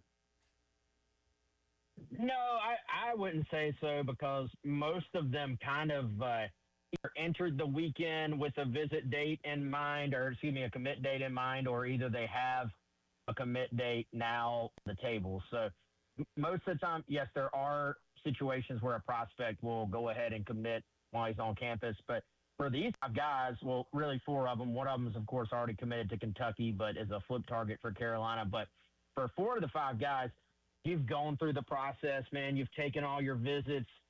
You really probably have done so with the mindset of, I'm going to take all my visits. I'm going to sit down with my family. I'm going to make a decision, and I'm going to set a date and announcement, and that's really where things stand with all these guys. Like, look at Dobson. He's going to announce on July 1st. You look at Nate Carson. He's going to announce on July 3rd. You look at Davion Jones. He's going to announce on July 26th. And then MJ Evans told us, he doesn't have a date, but it literally could be this week if he feels like he's ready to do it. So most of these guys have gone into it saying, I'm going to complete the process. I'm going to be just kind of diligent about checking out all the schools, and then I'll sit down, make some pro and con lists and go from there.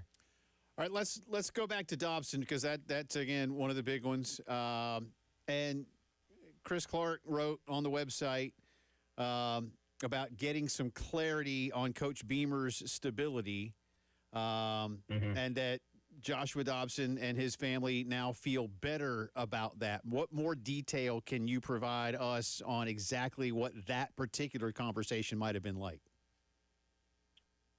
Yeah, I think first and foremost, the fact that South Carolina kind of, from what we've heard, obviously we have to go off of sources with stuff like this. South Carolina kind of attacked it head on. I think you can take really 2 ways doing that. You can say, hey, we're not going to talk about that. That's just social media chatter. That's just stuff you see online. Or you can say, hey, we're just going to say, hey, we see what's out there too. And South Carolina really attacked it head on. I think the fact that, one, Jeremiah Donati was once again involved, so the Dobsons were able to kind of hear directly from Jeremiah Donati the plans for the program moving forward and some of his big picture plans and, how much he does like Shane Beamer, stuff like that too. And then just, hey, we feel good about this team this year. This team kind of achieving what a lot of people would maybe project them to do based on what happened last season. So, I think the Dobson family really liked what they heard on that. I think they liked the fact that South Carolina was upfront about it and just really kind of they didn't play dumb. Like they said, we know that's out there, but, to a certain degree, every school has to deal with it. Like every school is one bad season away from people starting to say you're on a hot seat. So I think for people like Dobson, it's just about putting out, if you're South Carolina, like, hey, we can check every single other box. If the one reason why you wouldn't pick South Carolina is because of a graphic on social media, then don't let that be the reason, basically. All right, from Dobson, who's playing up near Charlotte and Cornelius, and he's from South Carolina, if I'm not mistaken, and moved up there to play this year, to Davion Jones, another defensive back, also in the Charlotte area. how much does proximity? I mean, obviously it plays a lot, and Carolina's always done a nice job, as have other schools up in Charlotte. But does that need to play more into this right now, from your estimation? Just that you can see, especially to mom and dad. Hey, you're only an hour and a half away.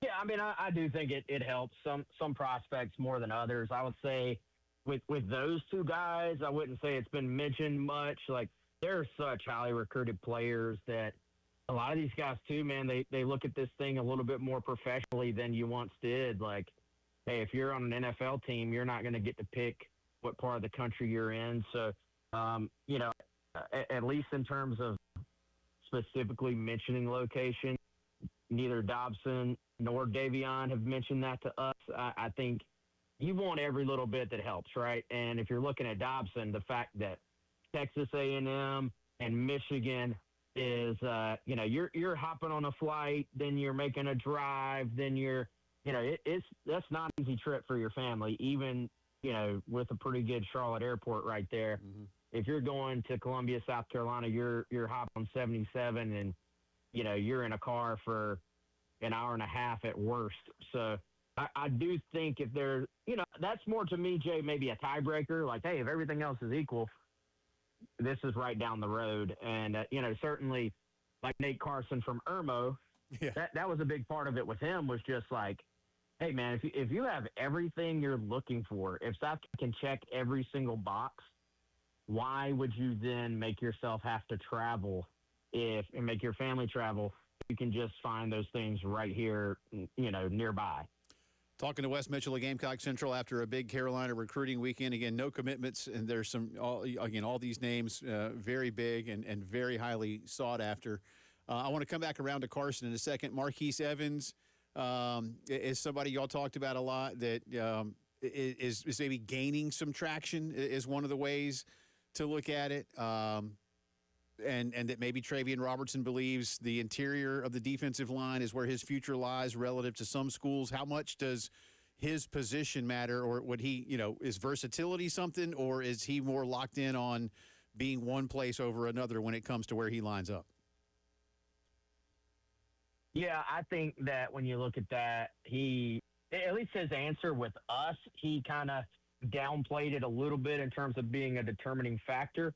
I think some of that, too, is the fact that, if he's going to play on the interior at South Carolina, that would mean he's playing for Travian Robertson, and someone who he really has a long-standing relationship with, dating back to some of his first visits to South Carolina, who maybe longer than that years ago, whereas Deion Barnes, as the edges coach, is still relatively new here at South Carolina. So I think that plays in just because of that relationship with Robertson. He did sort of hint to us that he thinks, even looking ahead, maybe his NFL future is more along the lines of playing inside. And I think when you look at him, there's kind of a blueprint there. Like, you look at what South Carolina has done with some guys like a TJ Sanders, like a Tonka Hemingway, who come in, put on some weight, kind of play that three-technique pass rush, defensive line role, but then can slide outside to defensive end in certain situations. Like, I think that was probably, I would imagine, part of the blueprint that you would present to him. So, yeah, I think they made a move there. We'll see if it's enough. Auburn was kind of the school a lot of people were pointing to coming in as the favorite. And, it's just a matter of, did you do enough if you're South Carolina to get him off of that with, him being an in-state prospect for Auburn. You mentioned flip prospect Ivion Lewis, who's committed to Kentucky, a wide receiver. Tell us more about the prospects of that. How firm are these summertime commitments, and what more might Carolina need to do? Yeah, I think they're in good shape there, Jay. Like, I actually think if you were going to maybe it's ironic because he's committed elsewhere. If you were going to say, hey, who do you think they have the best shot with out of these five guys, I would maybe say it's Lewis. I think they really just I think they had already caught his attention. I think the fact he even took the OV to South Carolina this weekend maybe expresses that a little bit. And, that's somebody they've been on for a long time, man. He was in town with his team a couple of weeks ago for the 7-on-7, spent some time around Furry and those guys then, and they watched him play, and he was very impressive in that setting.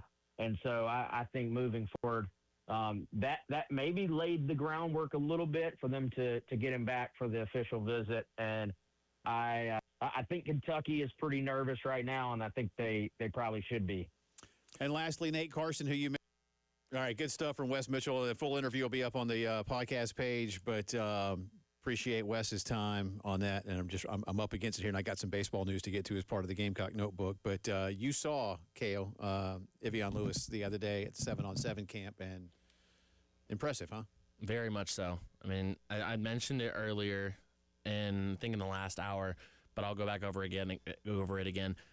Great build. I mean, you can definitely tell he's been in the weight room. He's got a pretty defined physique, and then he's listed as 6'2", but I would probably say that he's 6'3", a little bit taller than what he's actually listed. Impeccable route running. I mean, amazing speed, blazing speed. There were multiple times where he was making defenders look silly against really good high school programs. Right. I mean, Camden and Lexington were the two schools that I saw him play against, and in those two games he had 4 touchdowns. So very, very good performance. And again, I think he played in at least three other games that I wasn't even able to see because I was looking at other programs as well during that day. Right. So Lord only knows how well he did in those 3 games too. We'll see. Interesting stuff. And again, none of those guys ready to pledge their commitments as of yet. Lewis, of course, has already committed to Kentucky, but as Wes said in that last answer, if I was Kentucky, I'd be a little nervous. So we'll see how that one goes. But appreciate Wes Mitchell's time again. Wes Mitchell GC on Twitter and GamecockCentral.com. Quickly, some baseball updates for you, courtesy of our buddy Jamie Bradford. J.D. Stein, Wake Forest shortstop, who was a freshman last season, hit 300 in conference play, which is very impressive in the ACC. Will be on campus here in Columbia for a visit tomorrow. He did commit 12 errors as a shortstop, so I want to clean that up. But overall, this is somebody that Jamie reports the staff really wants. His teammate, Andrew Costello, was a catcher for the Deacs last season. He will be visiting this week. 244 and 123 at-bats last season. In the Cape Cod League right now, though, Costello is hitting .462 early on. So, again, somebody to keep an eye on. And, again, Will Craddock, who had a nice season for South Carolina last year, is in the transfer portal, did have a meeting with the new staff. From what Jamie reports, things went well. He will be taking his officials to both Georgia and Mississippi State. Of course, those two schools played one another in a super regional in Athens a couple of weeks back. Georgia moving on with 2 thrilling, high-scoring wins. Georgia was the SEC regular season and tournament champion. And, of course, Brian O'Connor is now the head coach at Mississippi State, winning a national championship a few years back at the University of Virginia. So he's going to take those visits and then make a decision. That's Will Craddock. And, again, thanks to Jamie Bradford for some of that. That's today's Gamecock Notebook. We'll take a drive around the SEC and preview tonight's Game 3 of the College World Series. Coming up.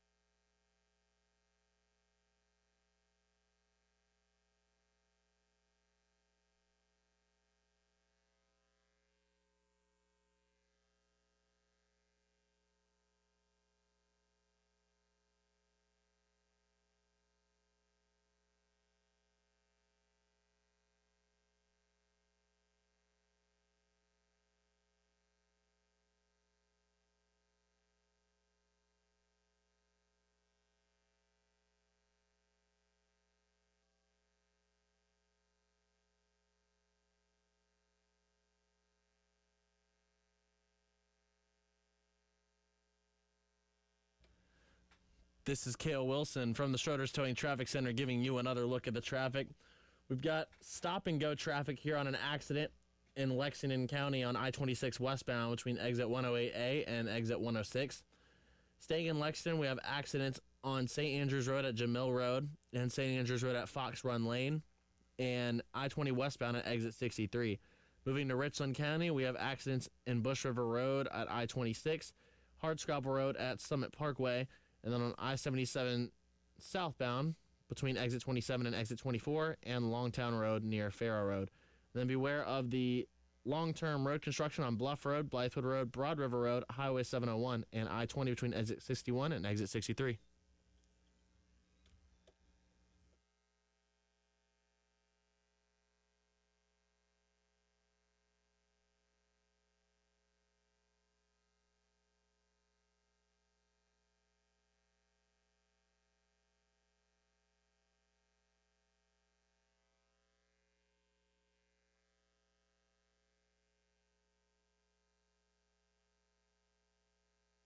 Welcome back in. Post-game show rolling on here. It is Drive Around the SEC time. Jay and Kale with you on this Monday. Terry is away today, back with us on tomorrow's program. Hope he had a nice Father's Day, but I think he was laboring.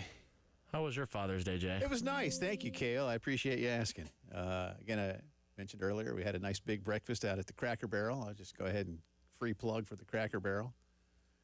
Had hash brown casserole tots, which were delicious.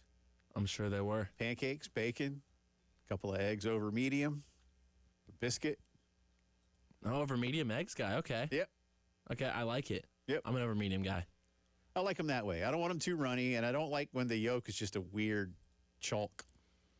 So you don't like if someone gives you scrambled eggs? Oh, I like want scrambled. Scrambled eggs are fine, sure. Oh, okay. But if I can get them done on a nice hot griddle over medium, Well, yeah, for sure. then I'm going to do That's it. the way I like them. Yeah, that's the way I'm going to do it. It was good. It was good. Did some yard work? Ugh. Well, you got to do it. No, I know. I mowed the lawn on Saturday. Watch a little golf. Watch a little World Cup. Enjoyed a cold pint before dinner last night. It's a good day, man. What was the brand? Had a pernicious. It's a Okay. wicked wheat. Okay. Thanks for asking. You're welcome. Yeah. I'm always here, man. Always here to ask Appreciate the it. details. Yeah, these are the hard-hitting journalism questions that we need. Big J Exactly. journalism, Exactly. as Elijah Campbell would say. All right, drive around the SEC time, and could the SEC win a national championship tonight? The answer is yes, they could, which would probably be kind of nice for the SEC, huh? Big Ten has been now. The Big Ten will not win one of the big championships tonight, For the first time this year. at least in the big sports, the biggest of sports. Although, because who won the? Well, I don't know. Did a Big Ten school win the hockey title? I think Denver. Did Denver win the hockey title? No, I thought a Big Ten team won it. Did Denver win it? I'll have to Do go. you want me back. to look it up? Yeah, go look who won the hockey title. I was thinking it was Denver, but I could be wrong on that. But tonight it will be Oklahoma of the Southeastern Conference and North Carolina of the Atlantic Coast Conference. 7 o'clock, Game 3 from, as they now call it, the Chuck, Charles Schwab Field in downtown Omaha. Oklahoma easily won Game 1, 9-3, but fantastic pitching yesterday for North Carolina gave them a 6-2 win. And again, an amazing statistic. Caden Glauber is the closer for North Carolina, and in games in which he appears, North Carolina has gone 29-0, and they have 54 wins this year. So in over half of their wins, he's appeared, and they have not lost. Tonight would be the wrong time for that streak to end, and I imagine if they need him, he'll pitch tonight. Nick Wazlowski is going tonight for Oklahoma. I don't have a starter for North Carolina in front of me, but Wazlowski for Oklahoma is what they are telling me here on the interwebs. But 7 o'clock tonight, and the SEC would love to win another College World Series. I know we talked about this off of air. Do you have a preference in who wins? Nah. I mean, look, the North Carolina story it'd be a nice one for them because they have been to the World Series a lot, but they've never won it. Oklahoma has a couple of titles, including one from the 90s. But you got to go back to 1994 for Oklahoma to be the last or their last national championship. So, but nah, I don't. I mean, I guess some fans of the SEC would be like, "Well, I'll pull for the SEC," and but it does. I don't have a preference. If Georgia had been there instead of Oklahoma, because I have a daughter that goes to Georgia, I probably would have been a Georgia lean. But Georgia's not there. And if I didn't have a daughter that went to Georgia, I probably wouldn't care. But, as I've told, and any parent knows that sends their child to a school, no matter what the school is. They root for the school. You become a fan of the school. Because that's where your money goes. Yeah. So it's just kind of how it works. Makes sense. And somebody asked me one time about one particular school, like, what if one of your children had gone to that school? And I've been like, well, they weren't going to, so it doesn't matter. I think I know what school we're talking about. Yeah, we're not going to say the name. We're going to be polite because I may have some people that are close to me that did go to said school. But I told anybody that ever asked me that question, I'd be like, no, that's not a problem. Is it by chance another school in the southeast? It doesn't matter where it is. It doesn't matter where it is. Doesn't matter. Trying to get that information out of you, Jay. Yeah, you're not going to do it. North Carolina and Oklahoma tonight at 7. And North Carolina, as the higher seed, I believe will be the home team. I hope that was by design and not by a stupid coin flip. It better have been by design because they're the higher seed, because that's the way it should work. I would agree. Yeah, thank you. For the record, yes, I did go and look at who won the hockey national championship, like you asked, and it was Denver. That's what I thought. So you are correct. I thought it was Denver, but I wasn't 100%. Sometimes I doubt myself. I shouldn't. I should. You're DJ Phillips. Why doubt yourself? Yeah, well, I wish that were how it worked. Speaking of the SEC, we have our poll question today. If the Protect College Sports Act gains traction in Washington, should the SEC and Big Ten ramp up talk of a Super League before the bill is potentially passed? A, yes, it's inevitable. B, no, let things play out. Or C, maybe, who else joins? We've had yet another shift in the voting. For a little bit, we had right at 50% for let things play out. Now it's back down under. 48.6% say let it play out. 37.1% say yes, it's inevitable. 14.3% say maybe, who else joins? Now, Kale, you chose maybe. I have not as of yet, because I'm going to let this run through the end of tomorrow's program, and we'll let Terry weigh in on this as well. So I'm not going to say where I'm leaning yet, although sometimes if you read between my lines, but I'll be honest, I don't know if this is inevitable. But at the same time, I don't think that these two leagues will I don't think they'll seek this out. And I know that's kind of playing I'm riding the fence there, or sitting on the fence a little bit. I think they've said the right things publicly, but I'll reiterate to you what I said earlier about this. If you push these two leagues too hard and too far to take away an advantage that they feel they have earned, and an advantage that fact will show you is real in terms of their television viewership and the money that they make, and that you just want to take some of that just out of fairness and equity, I don't think you're going to see a happy SEC and Big Ten. Now, would they make one conference? I don't think so. But would they pool resources in a way that would make others angry and jealous? I could see it. And at that point, that goes to option C, which is what you chose. Who else wants to jump on board this ship? Because our ship ain't sinking. And you kind of went over some names of some schools that would possibly do that. North Carolina, Virginia. I think North Carolina and Virginia are the two biggest prizes because they are the universities of their state, and they are both in big states that are currently not part of either conference footprint. That's why I think they're the biggest prizes. And of the two, North Carolina is the biggest prize. Of any available school, pretty much, Kale, that's not already in these conferences, North Carolina is the biggest prize right now. And I know that rankles FSU people, Clemson people, Miami people. I understand why it does. But they need to understand why their schools aren't the biggest prize. It's because Clemson's in a small state that is already represented. Florida State and Miami are in a big state that is already represented. And really anybody else just doesn't fit the bill. I mean, who are we looking at? Again, Texas Tech? No. You're certainly not getting into Big Ten. You're never getting into Big Ten if you're Texas Tech, ever. The SEC at this point is going to look at you and go, why do we want you? The two Arizona schools? No. Kind of far away. The prizes are North Carolina and Virginia, followed perhaps by NC State and Virginia Tech for the same reasons I just outlined.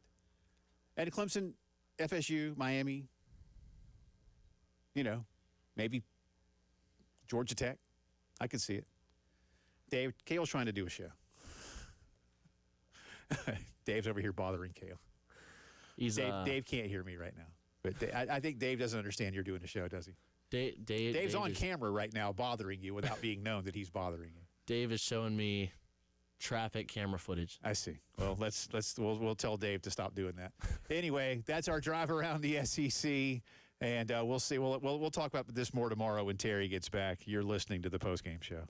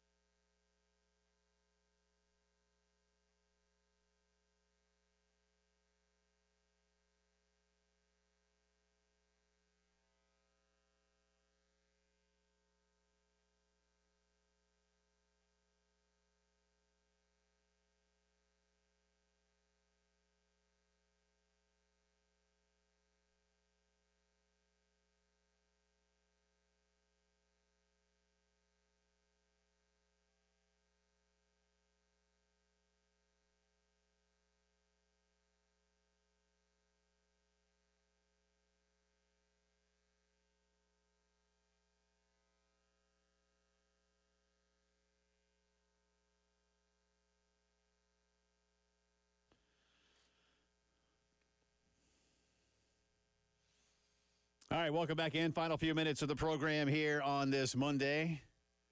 Scott Hamilton, no, the other one, coming your way next. And College World Series tonight. All right, we don't have, we only have the one event tonight, right? Terry usually does the Jay versus the Internet. So do you want to ask me who I think is going to win tonight's game? Sure. Okay, go ahead. Who do you think is going to win tonight's College World Series Game 3? Should I put the music on?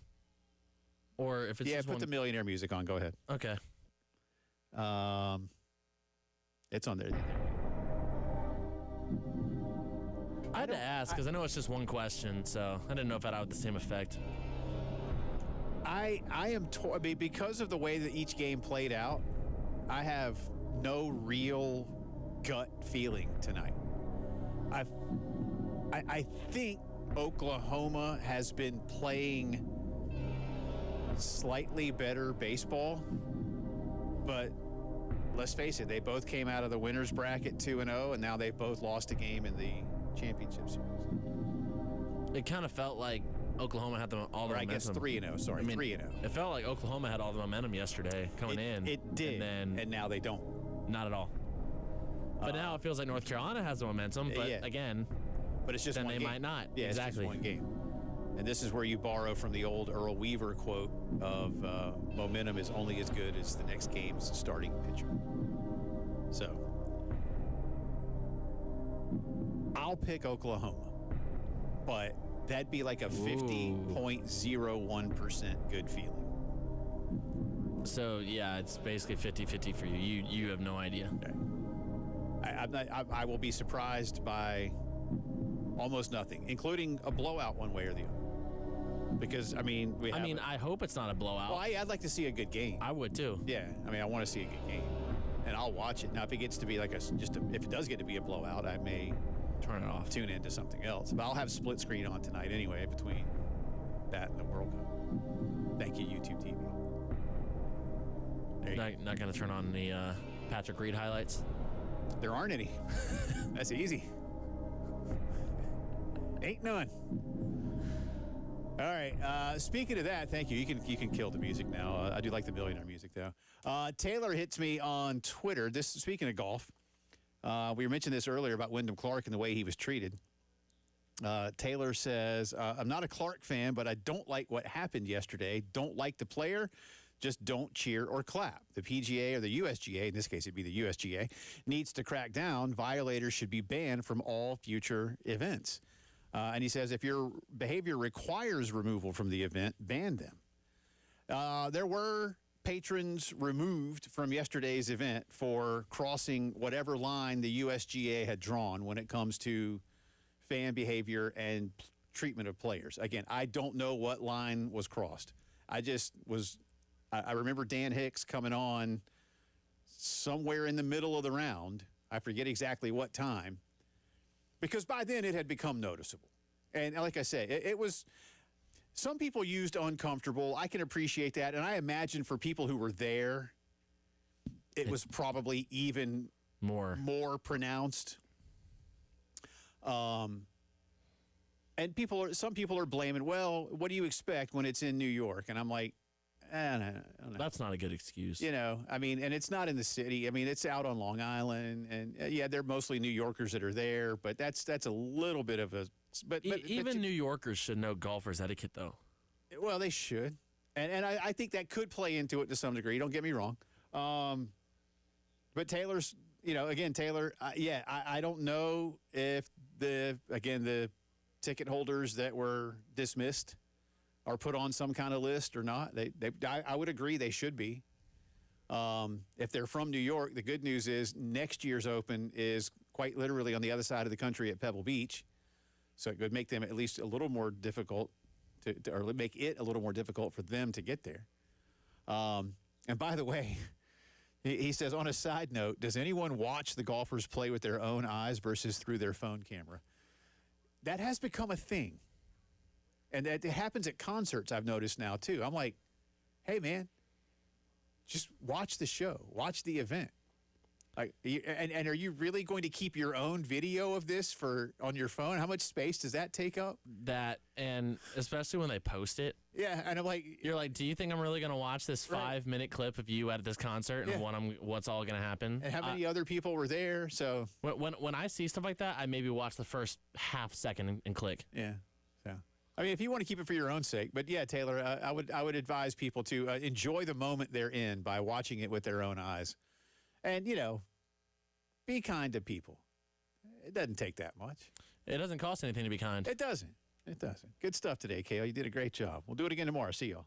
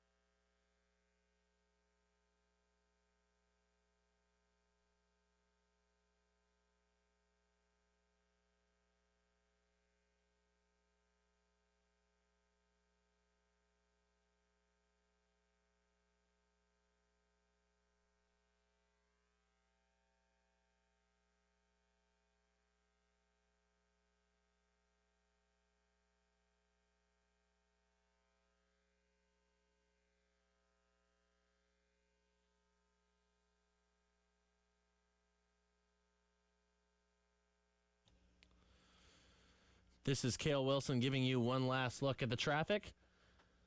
Got an accident in Lexington on I-20 westbound at exit 63. An accident in Lexington on I-26 westbound after exit 110. We've got an accident in Blythewood on I-77 southbound between exit 27 and exit 24.